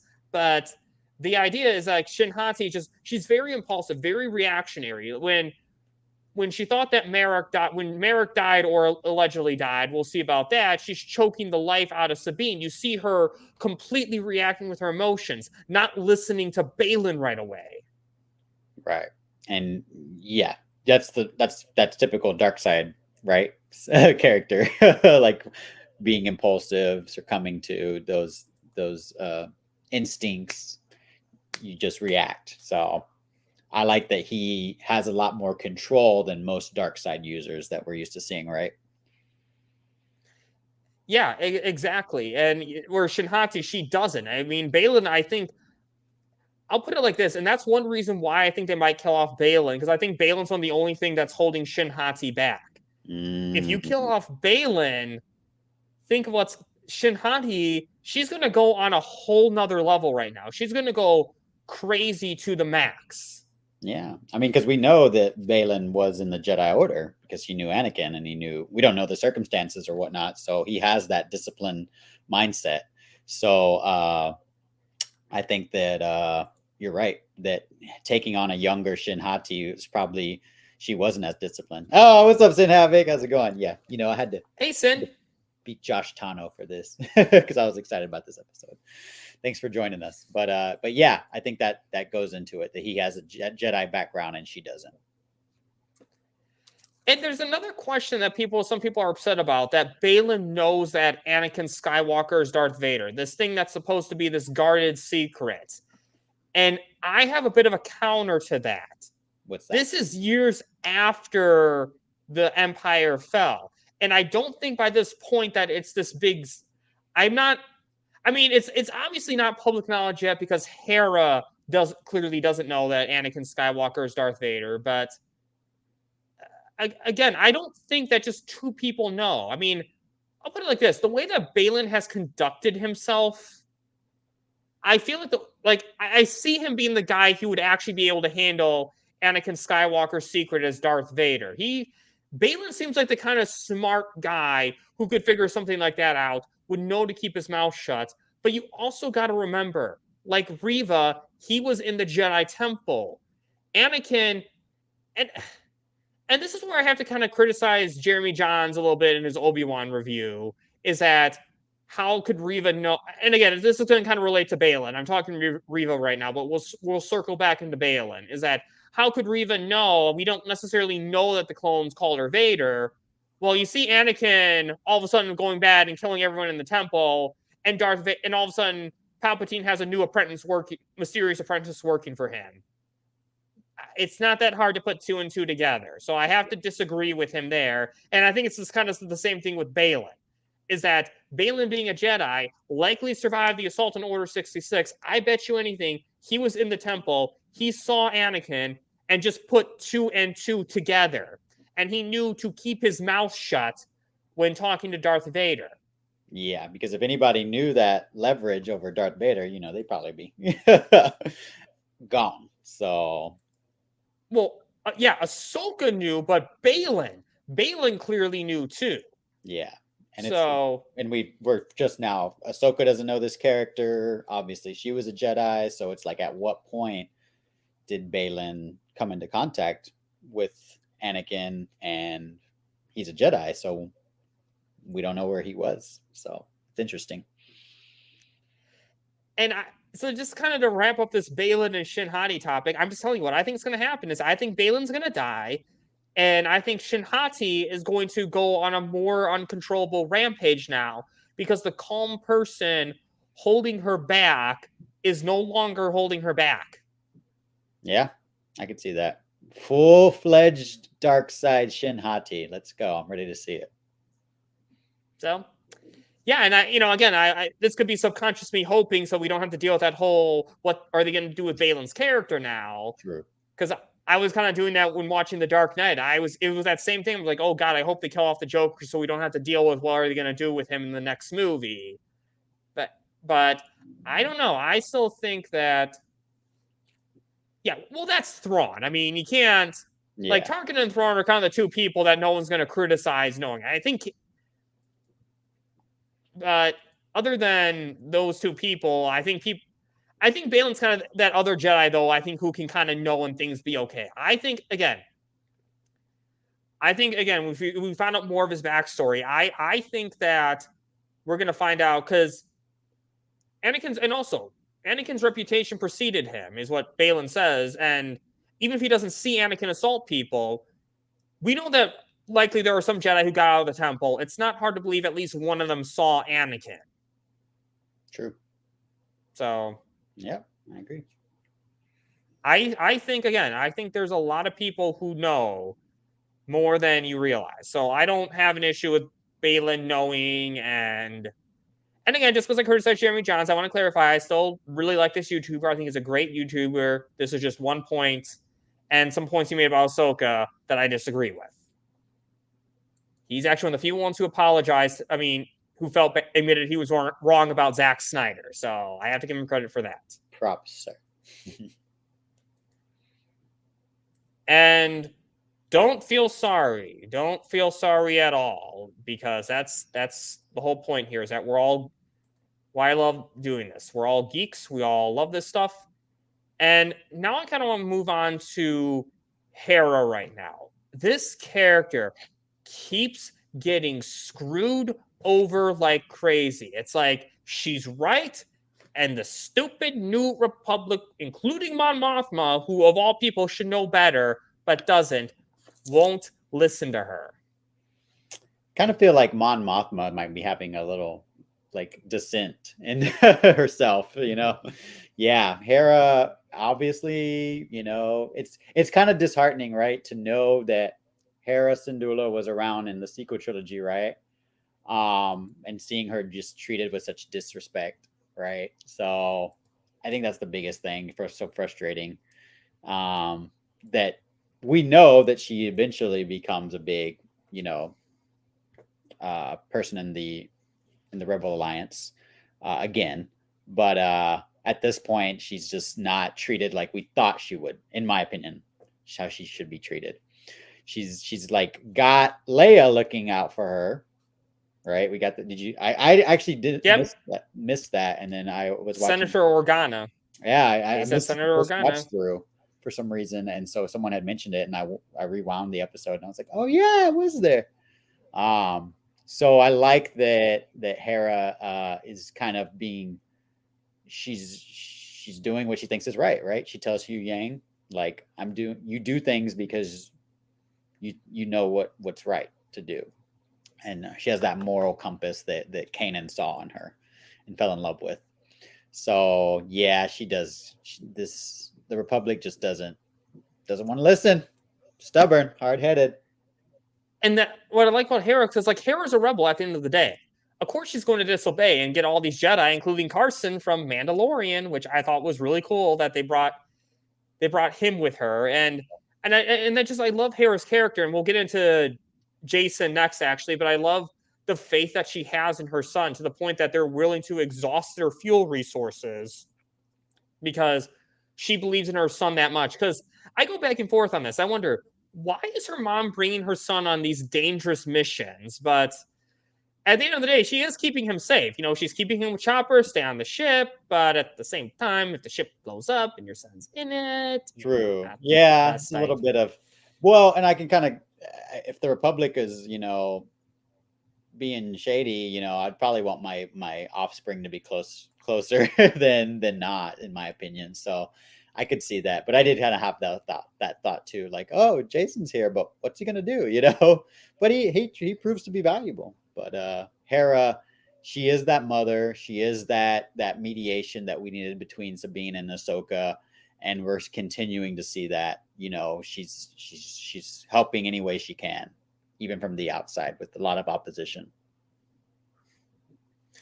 Exactly, and that's why I love Hera's character. She's willing to do what's right. She's willing, because she's a rebel at the end of the day. She's not going to just listen to orders, because if she did that blindly, she would have served the Empire, no problem. All right. And you think about what Hera went through, because you saw Bad Batch season 1 at least, so we can talk. Yeah. That episode, that 2-parter in Bad Batch, you saw what young Hera went through. And you saw that backstory. You saw her in Rebels, and you see all of what Hera went through. She's not going to risk losing all. She went through so much, and she's not going to risk losing that just to follow orders now. And her father, right? Her father was a rebel leader as well, just like her. What up, Grogu? Yeah, her father. Well, her father initially was more in support of the Empire, and then he changed his ways. That's right. Because it was her uncle and mother who were more in support of the rebellion, and then the father, it took some convincing. That's right. Exactly, because that's something that Hera didn't get to see so much. Is that her son gets to see this, what life was like when her dad was still around. And did you see the little? I've seen people blow images up of the picture of Kanan on the dash of the ghost, and apparently people are saying it's real hard to see, but they're saying, oh, that's Freddie Prinze Jr. in that picture. Are we going to get a little cameo? So we'll see. Wouldn't surprise me. I think that's another Freddie Prinze Jr. That's the one who voiced him, right, in Rebels. Yeah, because he's another one who kind of looks like. He's the one I could see making him look like his character. Yeah, especially now that he's older, he would probably be a Force ghost more likely, or even just appear as a wolf and have a voiceover, even, like in Rise of Skywalker. Well, not a wolf, but he was. What a lot of people don't know is that Kanan was in Rise of Skywalker as a voice cameo, just like Ahsoka too, voiced by her Clone Wars actress. Yep. That doesn't mean, apparently, Filoni said that doesn't mean that they're everyone who voice. Most of those characters are Force ghosts, but that doesn't mean everyone was one with the Force. So we'll see. They confirmed that for Ahsoka. Well, technically, out of all those people who talk, the only one that we know could be alive is Ahsoka. Everyone else we actually know was dead, because it was Obi-Wan, Qui-Gon, Mace Windu, Anakin, Kanan. Yeah. I mean, they're all dead. There's no getting around that. But Ahsoka could still be alive. Yeah, I think they will. I think they probably will. I think the only reason they didn't use the Hera actress, because I think that actress was. I think you may have even said this. I don't know. Someone said this, that the actress was too old to play the younger version of this character. So that could, and again, scheduling conflicts. There's many reasons, but I think they do want to try to get as many as the voice actors as they can back. That would be cool. Fingers crossed. Yeah, fingers crossed. So I think we will see. I do think we'll see Kanan. I'm very confident we will. So again, fingers crossed for that. But I love Hera's character. I love that she kind of takes charge. She's willing to do what's right. And I think this new actress does a good job trying to emulate the Rebels actress mannerisms. Her her reaction. Like they do a good job of making it the same character as much as possible. Same. I agree. And now I want to get on to Jacen. He's another real MVP in this episode because we know his dad. Oh yeah, I forgot. She is Ewan McGregor's real wife. She was the huntress in Birds of Prey. That's why she was in that movie as well. Oh, she was? Mm-hmm. She is married to Obi-Wan. So that's why he was Black Mask and she was Huntress in that movie. And they were killing each other. Trying to kill each other. Yeah. Oh god, I have so many. That's a whole nother topic. But I have so many problems. But yeah, so Jacen I love his character. I love his the way that Hera believes in him. It's like I love him trying to tune into his Force abilities to find Ahsoka. That's so apparently I don't know this because I didn't play Fallen Order or Jedi Survivor, but apparently what Jacen does is similar to Cal Kestis. Force Echo power. Is that what it is? I've seen Cal. So I played Fallen Order, but I have not played Survivor. Okay. I don't. So again, if this is Survivor, I have no idea, but I don't recall him using that in Fallen Order. So, but if it is, that's something Dave Filoni would do. That's totally something Dave Filoni would do because. Or maybe that was when Ahsoka. Actually, now that I think about it, maybe that's when Ahsoka used the orb to kind of track. That's what she was doing, I think. Force Echo. Okay, yeah. Because Jacen just is listening to the waves, and then he hears the lightsabers in between the waves, right? Yeah, he can kind of sense that world between worlds, the veil of the Force, and you really just see how important of a character he is because he's a Jedi. His father was a Jedi, so he's going to be a Jedi. He's Force sensitive as well, and Hera knows this about Jacen. She knows this, and you even see her trying to encourage his abilities a little bit, trying to really sense what's. It's like telling him to kind of focus in a way. There's that little moment where Hera's trying to teach him, even though she can't completely because she's not a Force wielder, a Force user herself. The way I kind of took it as how she's able to kind of hear, what he's hearing is, there's a lot of theories on mother and offspring connections. You carry somebody in your womb and you therefore have a telepathic kind of connection with that person. So I kind of took it as, Hera kind of tapping into her connection with her son, and her son is connected to the Force. So I heard some people saying that there was issues with Hera's hearing it too, but hey, Jacen is becoming pretty valuable on this show. So when I saw that he's cast, but he's actually being used as a function in the story, I'm like, yes, let's go. We got Rebels cast 2.0. We just need Zeb. And then we got everyone back. I mean, we saw Zeb in Mandalorian already, so I'm wondering when they're going to refer to him. That's the only complaint I have about the show so far. I was like, all right, cool, we got Jace, but where's Zeb? Jacen. I still, so I still think we'll definitely get Zeb at some point. I'm guessing we might not see Zeb as much because I think it's a lot more expensive to bring him on the show because he's a tall character. He's really. And even in Mandalorian, I mean, that does not look like something they can really afford to have for that long. Now, granted, that supposedly Disney puts a lot more of their budget into Marvel and Star Wars. Not that we saw that too much with She-Hulk in terms of VFX, but I think they did put a good amount of effort into Mandalorian because Mandalorian has that volume technology that makes it really good. So I feel like they could get definitely Zeb in there for an episode or two. And I think we will see Zeb, but I'm guessing we're not going to see him as much because Hera, they clearly are just putting makeup on her, whereas Zeb, they would actually really have to use that CGI to. So I think we'll see Zeb, but it's kind of but with Jacen though, it's what I love is that it's kind of what you said is that Jacen's not just brought back for fan service. Jacen is actually an integral part of the show, and seeing him interact with Ahsoka and was that the first time they met? No, they saw each other before. I can't remember. They must have seen each other before. Who? Ahsoka and Jacen. Was that the first time they met? I don't remember if that was the first we time they didn't met. see them together in that epilogue a lot, but I would assume, I would assume they were together. I'm sure Hera would have been like, "This is your auntie Ahsoka."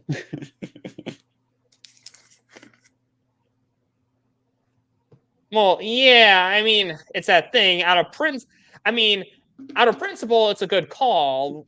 But with life, you don't know what's going to happen. And in this case, we know as viewers it's the right.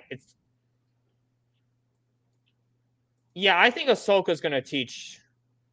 I think Ahsoka should, because Ahsoka has.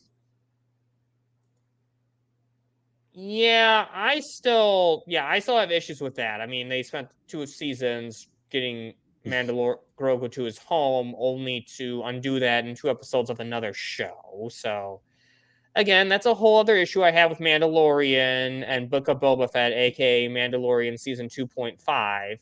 So far with Ahsoka, though, is that Ahsoka is actually its own show so far. They haven't done any side quests, and they could get away with it more with using Rebel characters, but True. so far they haven't. But again, this is why I like Jacen, though, is that he really is in tune. And I don't know if Hera necessarily heard it. I think she was just trying to help Jacen a little bit. I took it as her tapping into not like, the Force is everywhere. The Force is all around us. But I took it as her tapping into him, but he was connected to the Force. That's kind of how I took it as. Yeah, and I think there's a good way to look at that either way, and your way probably is more accurate. I just kind of like to not have continuity errors and give the Fandom Menace less to complain about. But yeah, that's true. And it's so, because then again, I don't fault the Ahsoka series for this, because Rebels already established what Jacen looks like, but it's kind of weird how he looks completely human except for having the green hair. Yeah. Whereas you look at, it's like Tups or cut up. I think that's the deserter clone from Clone Wars and Bad Batch. I think his name was Cut Up. Yeah, I'm looking at a picture. He does kind of look like a little. Or no, that's not Cut Up. Deserter clone. Cut. I think his name was just Cut. But anyway, the reason why I'm talking about him is that remember his children, they actually looked part human, part alien, whereas Jacen looks 100% human just with green hair. Budget. That's what I kind of preface this, like,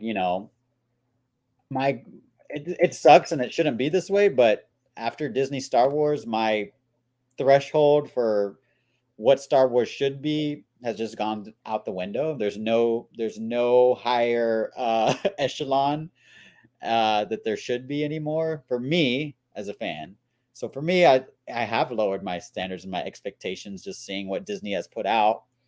But overall, this episode for me just gave me a feeling of, these 2 episodes gave me a feeling of Star Wars that I haven't felt in a long time. So I kind of am like, that sucks that I had to lower my standards, but this show and these last 2 episodes really blew my expectations out of the water. Oh yeah, 100%. And it just, and I do think these 2 episodes really kind of raised my expectations too. And again, with that, Jacen, that's a minor nitpick. That's not a huge, like, and again, because Rebels did that too. So Ahsoka had to do that to follow the continuity of Rebels. And not many people complain about that.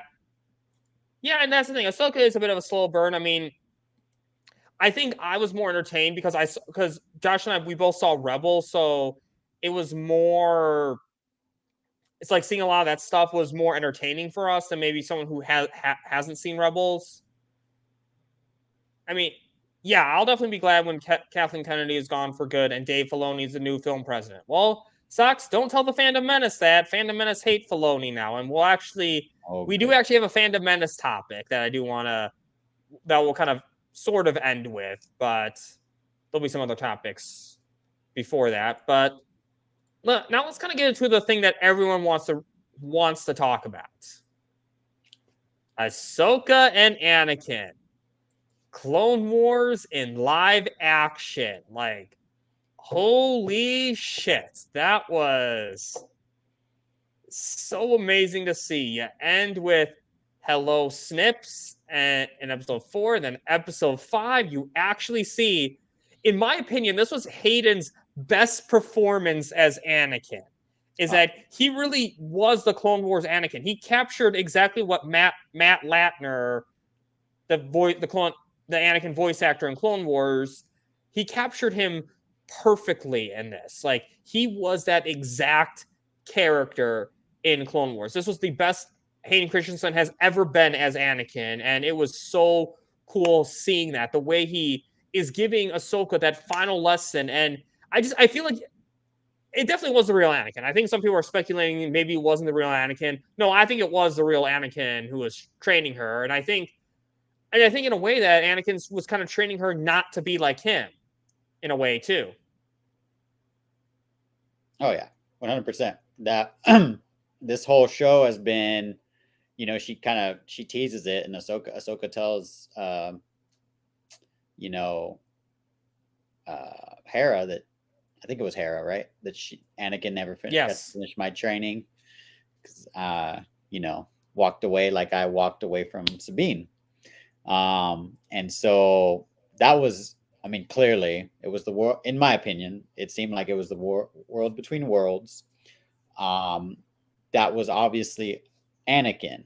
Anakin knows everything that has happened up until this point. So he knows about his redemption with Luke, he knows about his son, he knows about everything, he knows about fighting Ahsoka, but he sees that Ahsoka is in a spot where, let's be honest, she's dead. She's in a limbo type state, right? So she could pass over all the way and become one with the Force, or she has a choice to go back.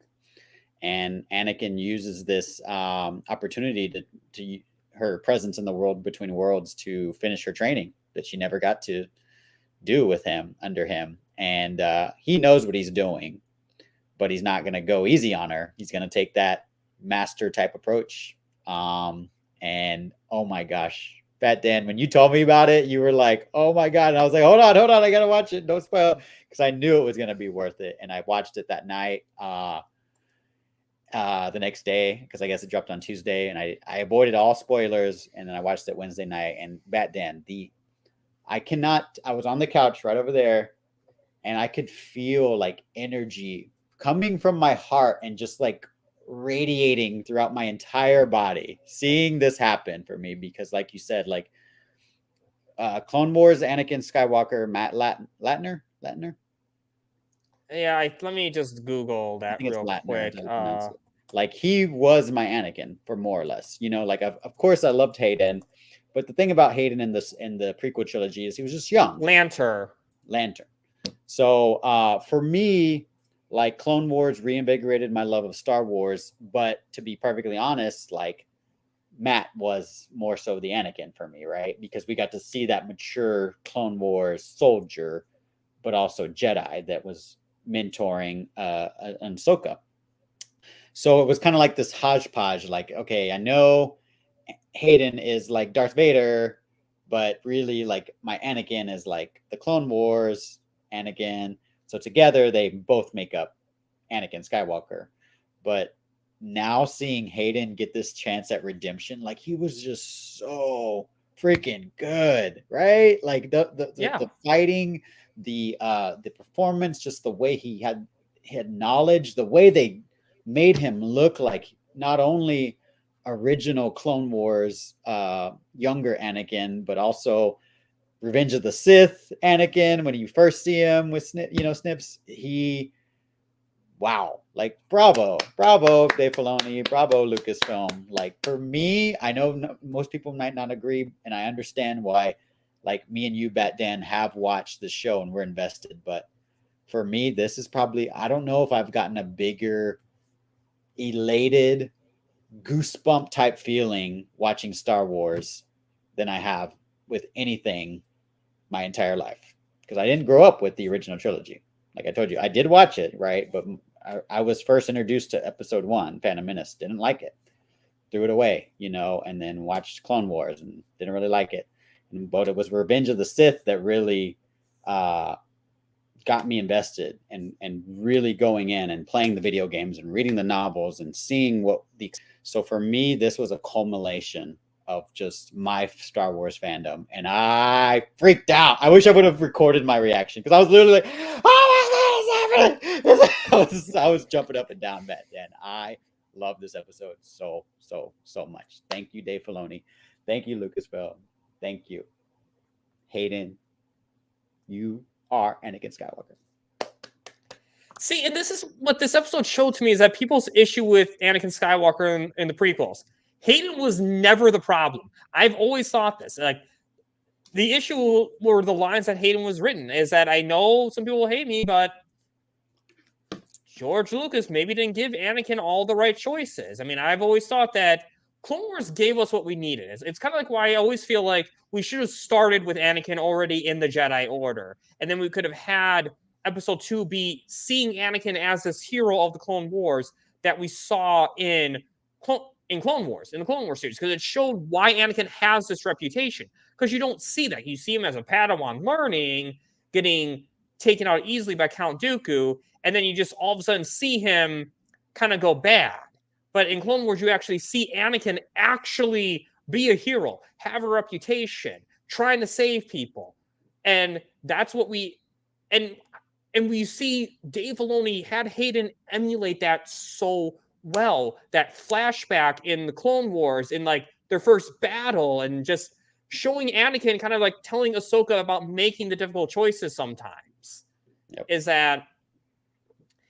And then also got to see that Captain Rex cameo, which was really cool to see. And I only know it was Rex because I watched with closed captions, and it said Captain Rex. So like that was definitely the subtitle said it was Captain Rex. So it was Captain Rex 100%. Which, for those who don't know, that is Anakin's leader of his clone battalion. Tamar Morrison. Boba Fett. Yeah, I looked it up. Yeah, that was actually Tamar Morrison doing the voice, which was really cool because that was the first time that. And again, I'm sure he just did the voice. I'm sure they got someone else to actually be the clone. But just amazing. Exactly. Clone Wars was a story that we needed to see because they actually mentioned Clone Wars in A New Hope. Mm-hmm. And it's funny how that little Easter egg line from the original. Years ago, you fought with my father in the Clone Wars. You know, this little throwaway line for me has made me a lifelong Star Wars fan.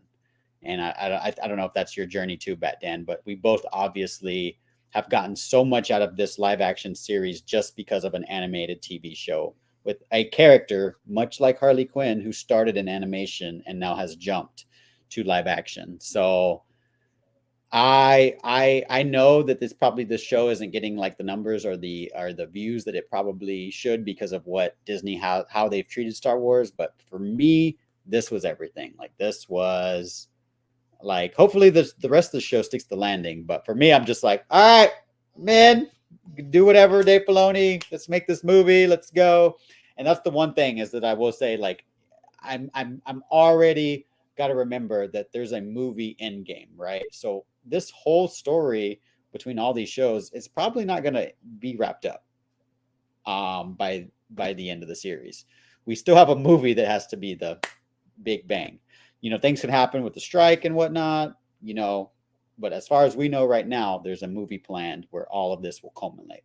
So I'm just along for the ride because this was total fan service, 100%.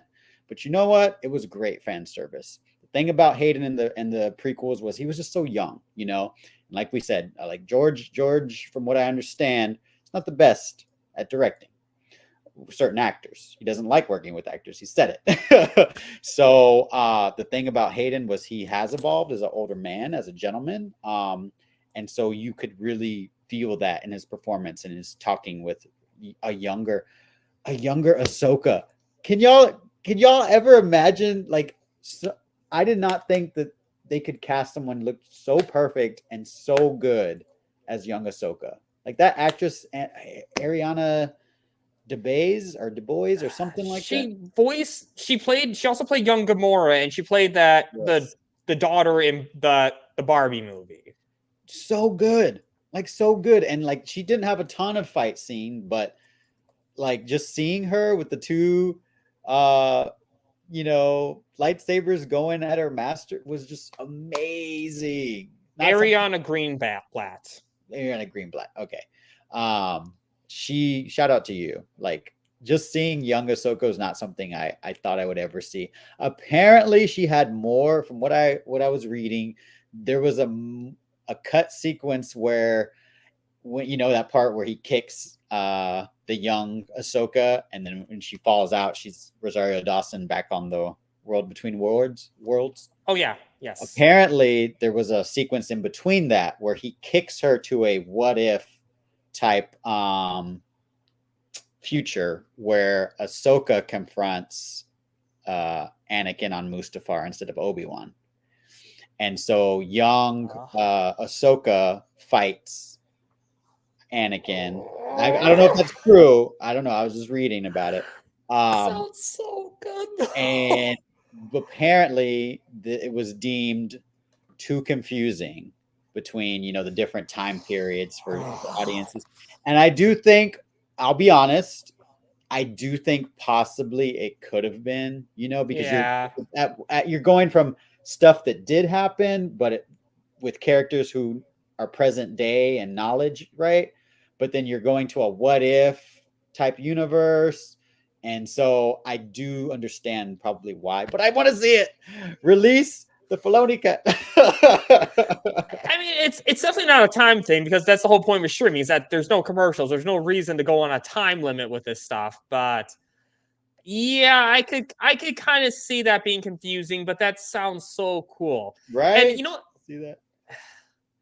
It's funny though. Like when it ended with Hello Snips at the end of episode 4, and people were complaining, why does Anakin have the robot arm? He didn't have the robot arm in Return of the Jedi. And I'm like, how about you just wait till the next episode before you hold judgment on that? And sure enough, you clearly see Anakin changing forms in this when he's training Ahsoka. He goes from Ahsoka herself changes forms.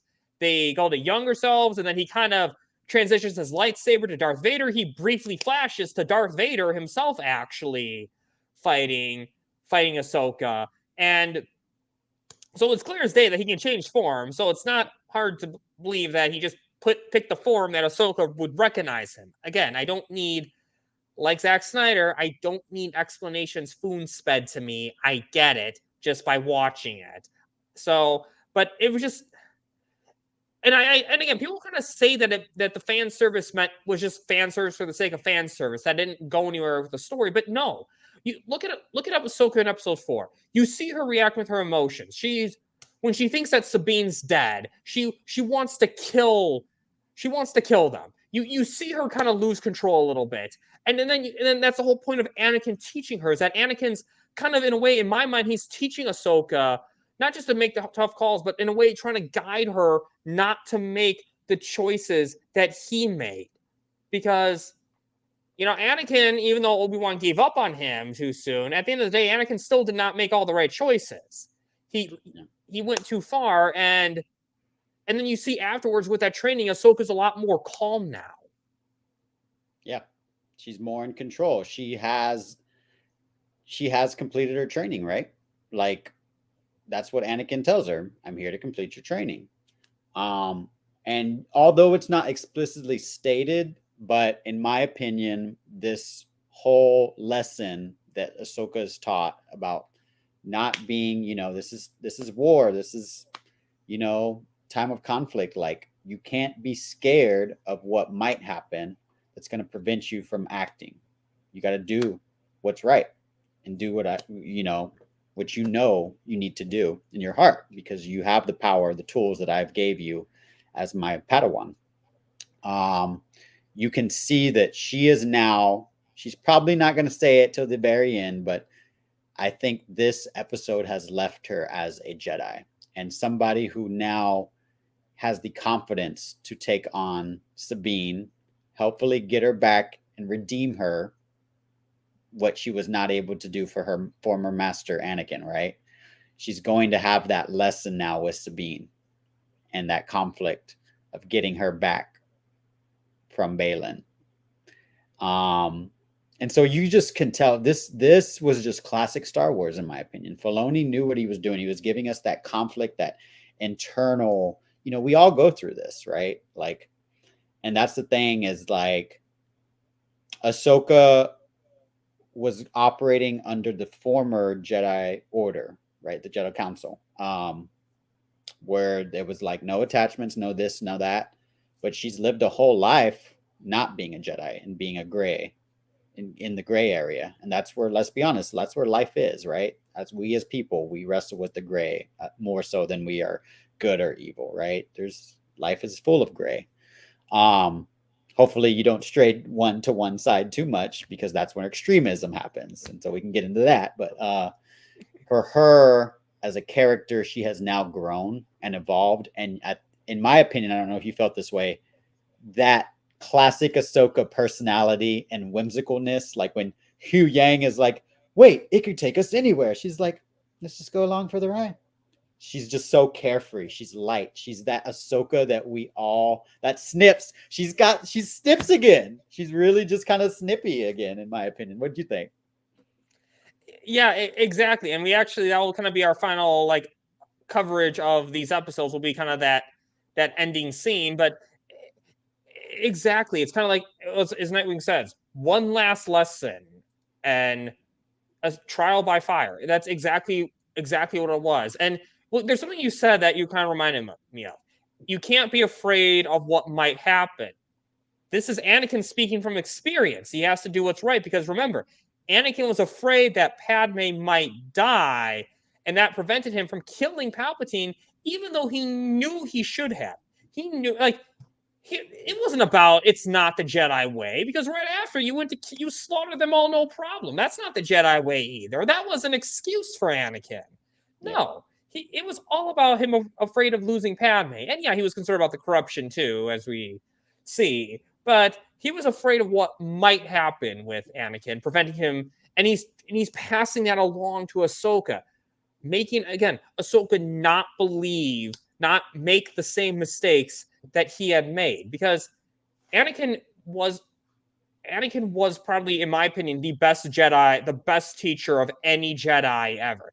He didn't just go along with the code. He wants Ahsoka to survive. Like in Tales of the Jedi, when Ahsoka passed that Jedi code test, Anakin's like, this is a lousy test. I want you to survive, not just pass test. And that's why he organized that his clones shooting at Ahsoka and having her go as long as possible before dying, because he wants Ahsoka to actually learn, to actually survive. And that's, and just here, you see that again, that from beyond the grave, Anakin wants Ahsoka to learn from his mistakes. You see them go through the hard choices in Clone Wars. And again, you see Ahsoka, it just helps Ahsoka kind of calm down a little bit afterwards and kind of because again, Snips went through a lot. She wasn't Snips after Order 66, because she had to, I mean, I know she's like, oh, I'm not going to kill the clones myself, but she released Darth Maul onto them and let that ship crash with them all. So, I mean, she kind of did kill them, even though she said she didn't. But the point is, she had to make tough choices. And now she's she was never really herself, and now she is that Ahsoka that we know again. And what up, Super Bowl Corey? Hey. The one who, by the way, Corey, I'm going to say it again because I always say this. Take your Christmas lights down. It is too early to have your Christmas lights up. Don't put them up again until after mid-November. I'm always going to give you a hard star map, right? That's all. No. I will, if I ever come to your house, Corey, I'm personally taking them down for you. I'm just saying. But anyway, yeah, that's just, it was not just, this is what people say. I feel like a lot of people who they just call it fan service as an excuse for hating it. They'll say it's memberberry soup, but no, it actually served a purpose.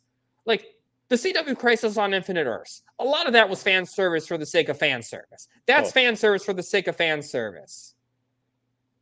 No, not before Halloween, not before the scary season. You don't put up the peace and love season before the scary season. No. No, no. But it helped Ahsoka calm down, and you see her kind of confronting her fear, because in a way, one thing she regrets was walking away from Anakin, because she feels that she helped him become Vader. So one thing Anakin made her do, she made her confront Vader.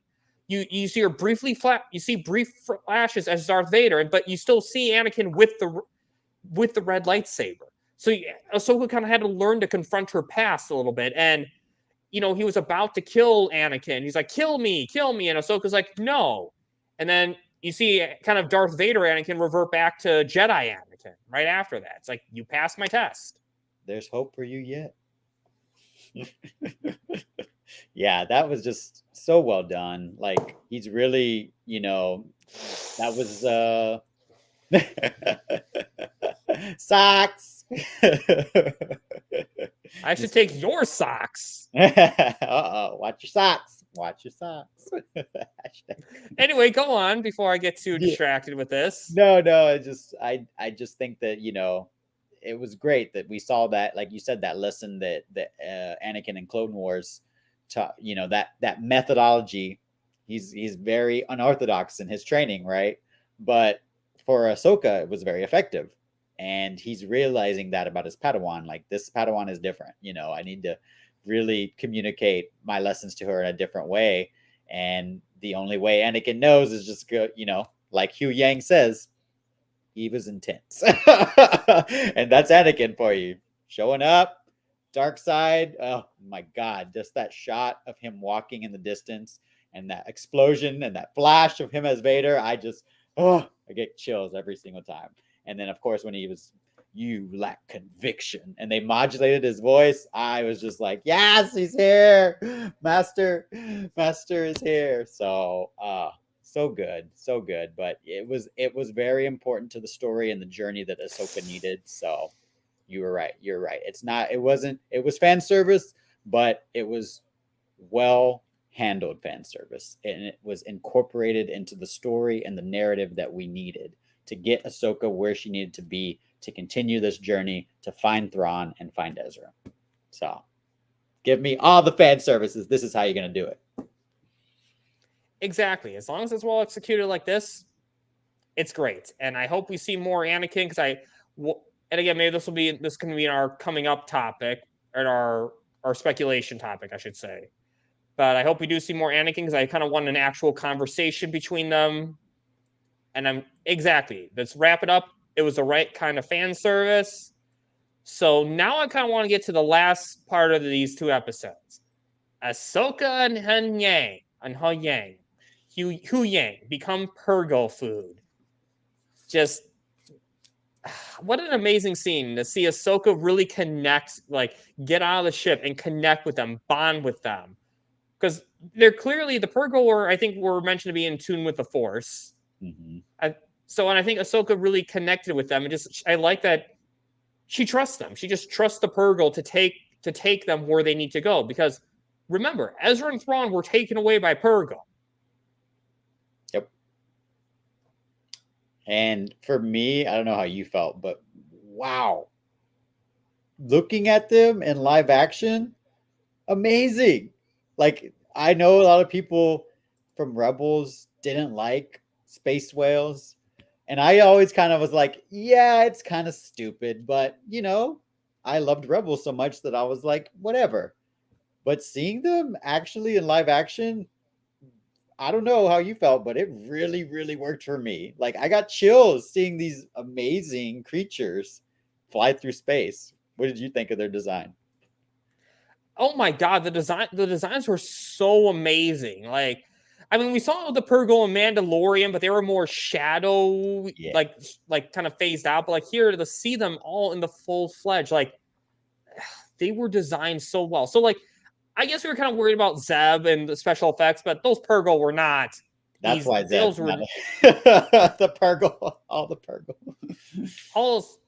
And it just the ending where, I mean, again, Ahsoka and the Huyang's nerves, like you're putting us in the purgil's mouth. What are you doing? It's like, I mean, he doesn't exactly say that, but you can tell doesn't like the plan. And it's the purgil, they're about to charge at the New Republic, and they all have to get out of the way. But I love that. They're like, oh shoot, we gotta go.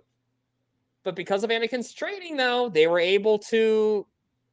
Ahsoka was really able to connect with them, and again, as you said, when she's like, I don't know where we're going, she trusts them. She trusts the purgil. She trusts the Force to take them where they need to go. She's letting go, right? She's letting go of, that control that she thinks she needs to have, and just, letting the Force take her where she needs to go. And I think the space whales see that, and I loved her. I know I think it kind of makes a little continuity error with the end of Rebels, but seeing Ahsoka the White was just so good. I want an action figure. I have several Ahsoka action figures, and now I'm like, oh, I need like my 5th Ahsoka action figure now because I need Ahsoka the White. Again, that's why I'm kind of wondering if that was actually the same scene at the end with Rebels and the second episode of Ahsoka, but I just love her design in that outfit. Looks amazing. Oh yeah, it is such a great outfit. She looks so at peace in that outfit, and I'm so, and just really just a beautiful design showing how people of the Force can connect to all these different creatures. You saw in Rebels connecting to the wolves, the Loth wolves. Which, I love that. They give it a planet name to give a perfectly normal species name and an alien name. A cat, a Loth cat. Right, a Loth wolf. So it's just kind of funny how that works. Yeah, I mean, is some of the stuff done maybe to make a more Ahsoka toys, make purgil toys? I'm sure, but it actually works for the story, though. And as long as it works for the story, just remember, they introduced the Ewoks in Return of the Jedi for merchandise. So let's not act like... I'm just going to say this. You get mad at Disney for doing stuff like that. Your precious George Lucas also did stuff like that, too. So just... And that was 20th Century Fox, I think, right? So, and now Disney sort of. So 20th Century Fox never owned Star Wars. George Lucas owned Star Wars, but 20th Century Fox had the distribution rights. That's right. But because George Lucas paid for the production himself, he was able to make all these changes to the original trilogy without consulting with 20th Century Fox. That's right. Because technically 20th Century Fox was also in a bid for Lucasfilm, too. Yep. Which would have been funny because either way it would have ended up with Disney, it seems like. Yeah, and then maybe Disney might get bought out, but we'll talk about that another time. Yeah. But again, that ending scene was just so beautiful and just makes me excited for where we're heading next. Same. I'm along for the ride. Hey, Huyang, we don't know where we're going. Let's just go. I'm in. I'm all in. Dave Filoniverse, let's go. So there's actually kind of another... Actually, I just kind of adjusted the name for this topic, but there's another side I kind of want to talk about now. So Fandom Menace, the other side. We love this episode, and again, I don't want to mention any names of any smaller accounts. So like any accounts that aren't like big YouTubers. Like, we can mention names like Jeremy Johns because he's a big enough YouTuber that I don't care as much. But like, without mentioning specific names other than like the bigger ones, like, I just kind of want to know, like, what do you think of some of the points that you've heard from some of these people that it's just memberberry soup, that it's nothing, like, it's still, like, have you heard any complaints from the other side of the Fandom Menace? So honestly, like with this show, I hear from you through messages about how the Fandom Menace is feeling about it, and I don't really see it. I don't really see it. And maybe I'm not tapped in. My algorithm or my Twitter is not tapped into a lot. So unless I go out and search for it, I'm not seeing it. But I'll try to pay more attention if we continue with these conversations. I did today try to, because I knew we were going to do this, try to just like listen to some other reviews. And so one of the ones of note is that I listened to Fat Man Beyond. But Kevin Smith was not on that. It was just the other two people who are normally on. And so apparently they have been hating this series, but they have to bend the knee because they agreed that this episode was amazing. They did have some complaints about that, but so I'll be honest, I didn't really take a big sample, but from what I'm hearing from most YouTube, not necessarily on Twitter, but for most YouTube reviews, people seem to have loved this episode. They haven't necessarily maybe not liked some of the other episodes, and I could see that. I actually so me and my cousin, we both rode the bus in high school to go see Revenge of the Sith together, and so it's her favorite Star Wars movie and mine. And so because that's what brought us in, was Revenge of the Sith. So I told her she loved Obi-Wan. She absolutely loved Obi-Wan. So I've been trying to convince her to watch the show, and so she just signed up for Disney Plus today. So I'm gonna get her opinion on it as somebody, and she has not watched. She only watches the movies. She doesn't know anything else. So I've been telling her, I'm like, okay, it's slow, it's this, it's that, but you're gonna trust me, it's gonna pay off, you know. And so I'm trying not to spoil it for her. So I'm trying to gauge her interest as somebody who hasn't watched Clone Wars and hasn't watched Rebels. And I'll be honest, I don't think it's going to hit for a lot of people who didn't watch those shows. So I'm kind of expecting her maybe not to like it. So I don't know what the Fandom Menace that you're interacting with or have seen, if they're into the Filoniverse like we are.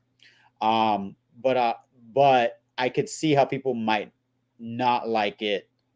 But at the same time, a lot of the Fandom Menace and what it's become, I think it's just it's monetary. It's monetary based, right? They know what they can get. Yeah. They can get the clicks, you know. And I do think, as someone who did not like The Last Jedi, I mean, the handling of Star Wars from Disney has not been what it needs to be, in my opinion. As a property that was sacred in movie history as Star Wars, Disney has really fumbled majority of their movies.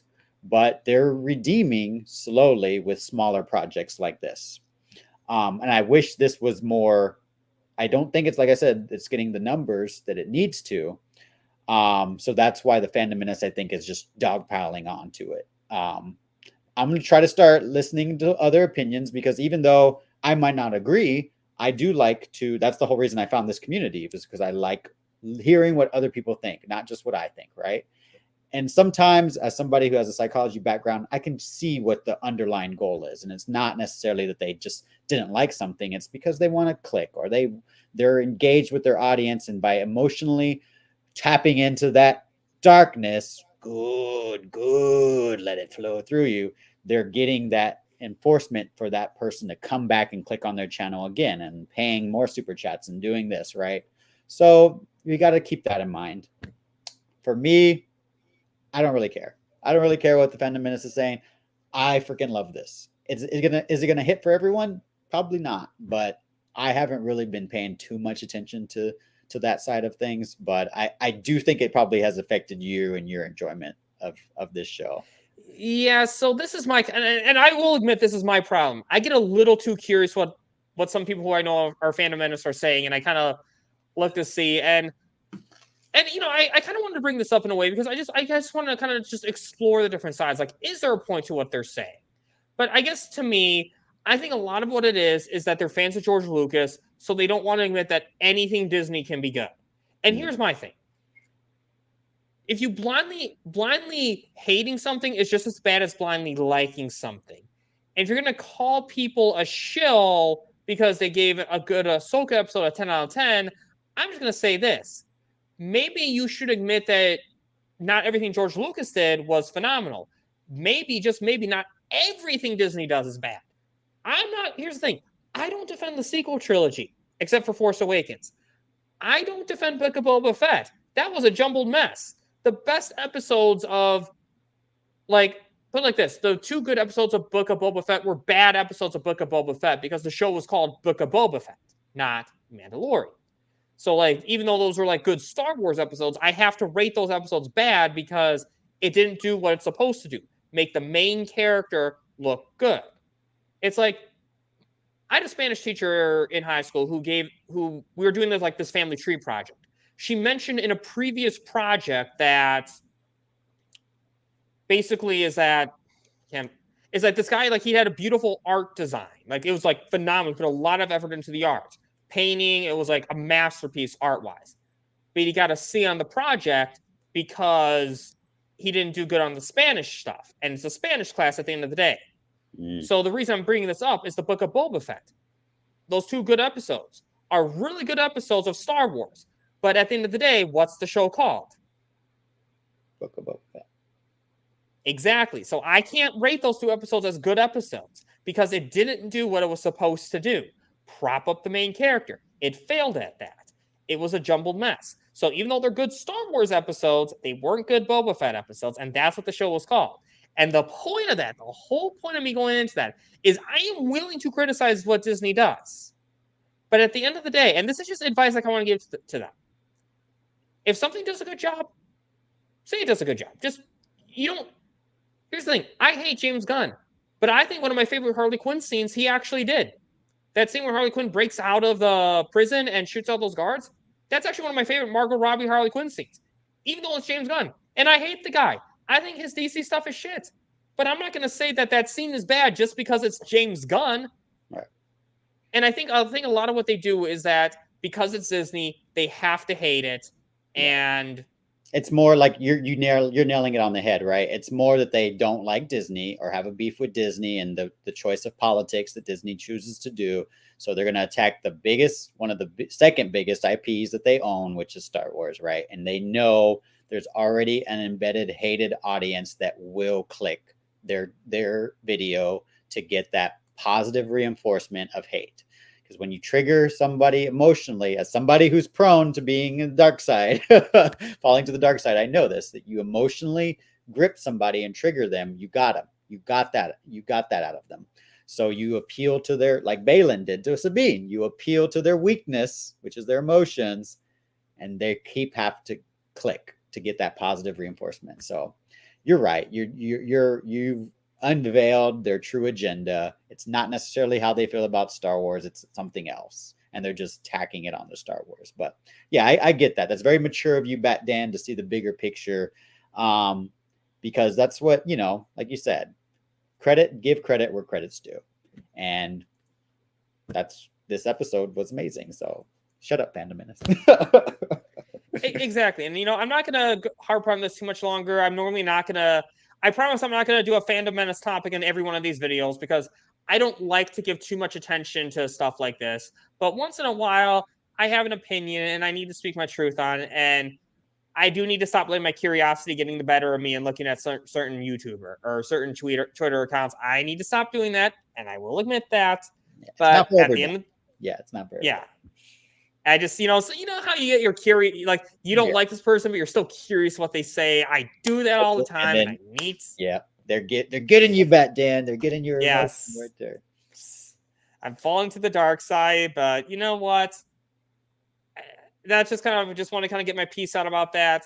I think, maybe there's some criticisms that are valid, but at the end of the day, you know what? If you're gonna just blindly hate everything. What does Qui-Gon Jinn say? Your focus becomes your reality, or your focus determines your reality. Exactly. And I'm going to take, I'm going to take my own advice right now. And I said my piece on them. You said your piece on them. So let's move on to some more happy topics. Speculation for the next episodes. Balance is required. So what do you think to see? What do you hope to see in these next 3 episodes? So I've already kind of said it in another topic, but I'm kind of mentally just preparing myself that the story is not going to be resolved. I think we have, what is this, 10 episodes? I think it's 8 episodes. Let's see. Ahsoka season 1. Let's see. This is why it's nice to have the internet.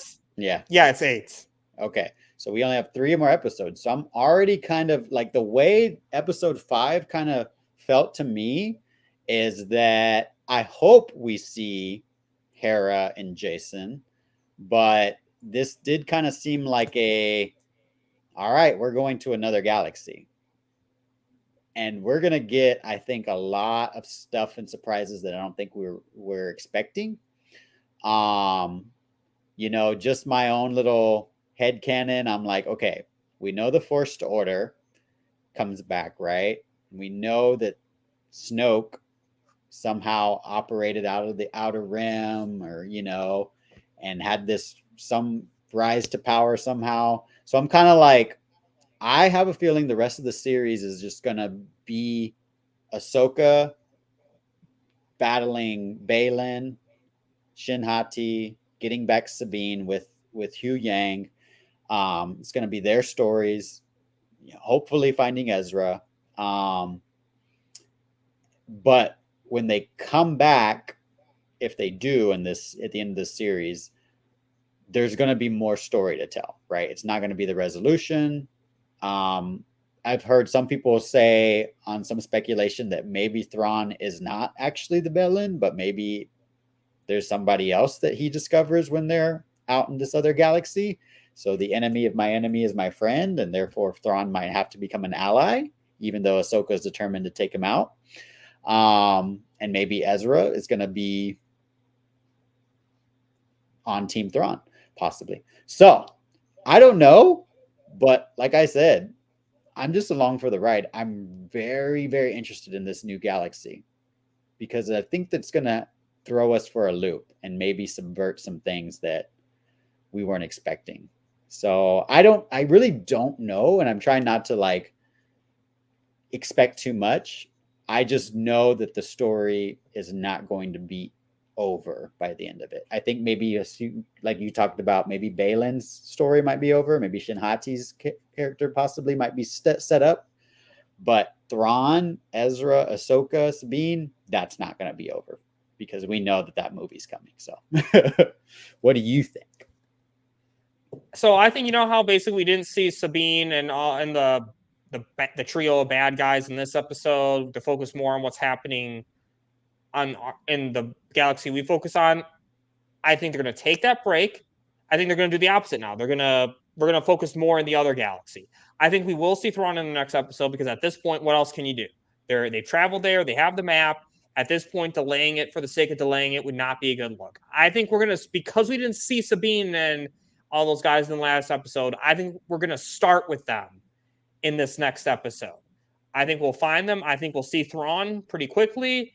And my guess is that the next 2 episodes will be in this new galaxy. And then by the end of the finale, we'll be back in the home galaxy where we'll see Hera and Jacen and Chopper again and Zeb. That's how I think they're going to kind of format it. But I do think the next episode's when we get Thrawn. I think at this point, they need to introduce Thrawn because I think putting it off any longer would just irritate fans. And it's like Hawkeye did this thing that irritated me. It's like we knew that Kingpin was in it, but they didn't introduce him to the last episode. And it was like, why? Yeah. Don't make fans wait till the very last minute for the really, really good stuff. Don't do that. That's bad. That really bad. And I think we will see Thrawn though. I think it's time that we'll see Thrawn because that's the only thing that's really left after the first 4 episodes in the trailers. We've seen everything in the first 4 episode trailers except for Thrawn. Mm-hmm. So, and I think it would be a disservice to just have his story completed in the last 3 episodes, right? When people love this character, he's such a beloved Star Wars expanded universe character. And you do have to still do, I have a feeling, right? The movie will be called Heir to the Empire, right? Mikey Sutton said so. You got to give that its legitimacy. So there's going to be a lot of Thrawn, I think, these last 3 episodes. I agree with you.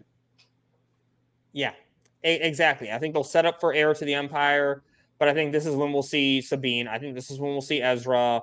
I think, and again, I'm kind of going back. I will admit I am going a little back and forth at this point on Marrok being Ezra or not. I am going back and forth, but I do think one way or the other, we will see Ezra in the next episode, whether they reveal him to be Marrok, whether he's still with Thrawn in that other galaxy.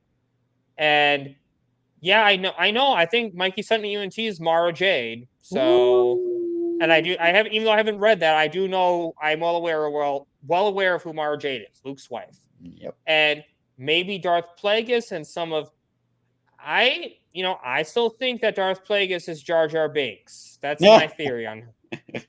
I don't think Snoke, only because Snoke is Darth Sidious, because Darth Sidious is just some clone that Snoke created. He's not really anything other than that. So I wouldn't know about Snoke, but maybe Starkiller. I think there is some possibilities, but I do think Thrawn's the main bad guy in this. Like, I don't like Thrawn's not one of those guys you can make the false antagonist like you can with some other characters. Like Thrawn, no, Thrawn is the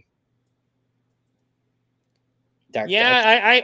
I think Jar Jar Binks is Darth Plagueis. I think Darth Jar Jar is Darth Plagueis. That is my personal theory, and maybe that would be a way to redeem the character. But I think right now we're just going to see Thrawn. I think he will be the main bad guy because I don't.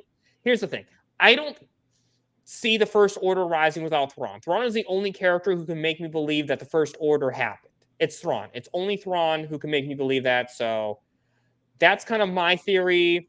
And I think, again, I think these next 2 episodes will focus on this other galaxy. I don't think they'll rush back to the other galaxy in one episode because I think that'd be a disservice. I think we will be back in the home galaxy by the end of the second episode or the finale. Okay, so actually, I did just think of something. I don't think they'll actually do this. I really don't think they'll actually do this. But what if this other galaxy that Thrawn and Ezra went to is our galaxy, the Milky Way galaxy? Could you imagine if they actually did that? I don't think they will. Yeah, I like I said, anything's possible. I'm just along for the ride. That would be amazing. I mean, technically, there's some non-canon crossover with Indiana Jones and Star Wars doing something like that. I forgot exactly how it went, but again, it's a non-canon crossover. But I think there was some. And Filoni, I trust right now. Yeah. Unlike the Fandom Menace, I trust Filoni. I don't think he's a hack because I don't blindly hate anyone who's not George Lucas. But anyway, I shouldn't do that. I shouldn't do that. But I think we're in for some great stuff. And again, here's the thing. The series being a slow burn, this is true for a lot of series, not just Star Wars. A lot of series kind of start off slow. Even Breaking Bad, even Better Call Saul, 2 of the greatest television shows ever. Like, and again, I mean, like, objectively, these are probably the 2 best television shows ever written. Even they started off slow. So I'm going to give Ahsoka a bit of a break. I think these last 2 episodes killed it in a good way. And I think there's a lot of stuff, great stuff coming up. So overall, what would you rate these 2 episodes together? Of course, it's a 10 for me. This is what I've been waiting for. Like I told you, the feeling that I got right over there on my couch, Bat Dan, is not something I literally, like I could feel the force literally irradiating from my heart, through my limbs, down to my calves, through my toes, watching this episode. And it happened multiple times. And that doesn't happen to me with a lot of stuff. Like it like with Zack Snyder stuff, it does happen. With Star Wars, it's very hit and miss, but I haven't gotten this feeling out of anything. But there's something like this hasn't happened to me, probably not since the Luke reveal in Mandalorian season 2. Like I was just jumping up and down back in 2020 back then. And I wasn't even raised with like the OG trilogy, right? Like my original, I love those movies. Of course, they're classic. They are staples in movie history and cinema history. But for me, the prequels, Anakin Skywalker's journey, Revenge of the Sith, is what got me into this. So seeing this with his Padawan and this character who I went from hating, like you, Snips, to literally seeing her become Snips again, just joy, pure joy in my heart. And once again, just thank you to Dave Filoni. Thank you to Lucasfilm for making this happen and everyone involved. 10 for me. What about you? I would probably give it 9.79797823 out of 10. I think, 9.7, I kind of go Trey. I'll say that's like kind of the masterpiece level. I think because there were some minor things that some small nitpicks, and I think because a lot of the stuff was not accessible to non-Clone Wars fans. But overall, again, that's nothing to sneeze at. That's like some of the best Star Wars television I have ever seen. I've said Ahsoka is probably Andor. I agree. Andor is a slow burn. It's my second favorite of the Star Wars series. Ahsoka right now is my number 1. That that is the best. I love Ahsoka so far. I've loved the first 3 episodes. I know a lot of other people didn't, but I haven't. Yep, the original ending, which again is no longer canon, unfortunately. But I still think the Hayden Christensen change made sense, just not how George Lucas did it. I think he should have had Hayden Christensen come in and film the scene instead of just putting Hayden Christensen's head onto Sebastian Shaw's body, because it made Hayden Christensen look like a creepy pervert with that smile. And it's not Hayden's fault. It's because George Lucas just couldn't have him come in and film the scene while he was filming Revenge of the Sith. Because that's when Ian McDiarmid filmed his special edition scene when he was doing Revenge of the Sith. So they could have done the same with Hayden, but that's another rant. Won't get too far into that. But overall, I love Ahsoka. It is a phenomenal series. It's why Ahsoka is the number 1 character. Is Dave Filoni showing favoritism towards his characters? 100% yes. But you know what? These are good characters, so I could care less that he's showing favoritism. As long as you give me good written stories, and they have, then I'm happy. And I'm excited to see where this goes. I think the finale will be even better. That's also another reason why I'm not giving it a 10, because I want to give a little bit of room for the finale to be better. But see, I think that there's gonna be like a flashback. That's what I think too. Either to Sabine and Ahsoka's departure from the original training, or Baylon and Anakin's connection, or that's in Havoc. So yeah, I definitely think so too. I think there's a lot of great stuff happening. I think there's a lot of great. Maybe I should take away your wrench socks. Oh no! Watch your socks. Hashtag watch your socks. So, yeah. I mean, this is a phenomenal series, and I guess now, Josh, so again, with this coming up topic, I want to make sure I remind everyone, please donate to the Mikey Sutton GoFundMe page. He brought all of us together, and he's helped me really encourage my content myself, and he's been a good friend to us all. I mean, and with him gone, it's hard. It's so hard for all of us, and we really want to show how much he meant to us. So please donate, even if it's just $1, even if it's just sharing it so someone else can donate. Every little bit helps. So I want to always remind people of that. And I guess, Josh, anything coming up for you? Yeah, no, just to reiterate, Mikey Sutton was just such a valuable member of this community, and he's never going to go forgotten or, unrecognized for his contribution of bringing us all together. So shout out to Mikey Sutton. We love you. I can only imagine what you thought of this episode. I know she's watching it, and I hope he got joy out of it like we did. But yeah, no, I got some things going up. I actually got vacation coming up this week. So I haven't been around too much as far as Twitter, but I try to check in every once in a while. So yeah, I'm just along for the ride, just like Snips. Let's go. Oh, enjoy your vacation. And I guess for me, that's coming up is I'm going to try to Sox and I are trying to get back on our Marvel show. I wasn't feeling well this past weekend, so we couldn't do that. I'm going to, again, this is not a guarantee. I'm going to try to get an Aquaman video recorded for the react to the trailer.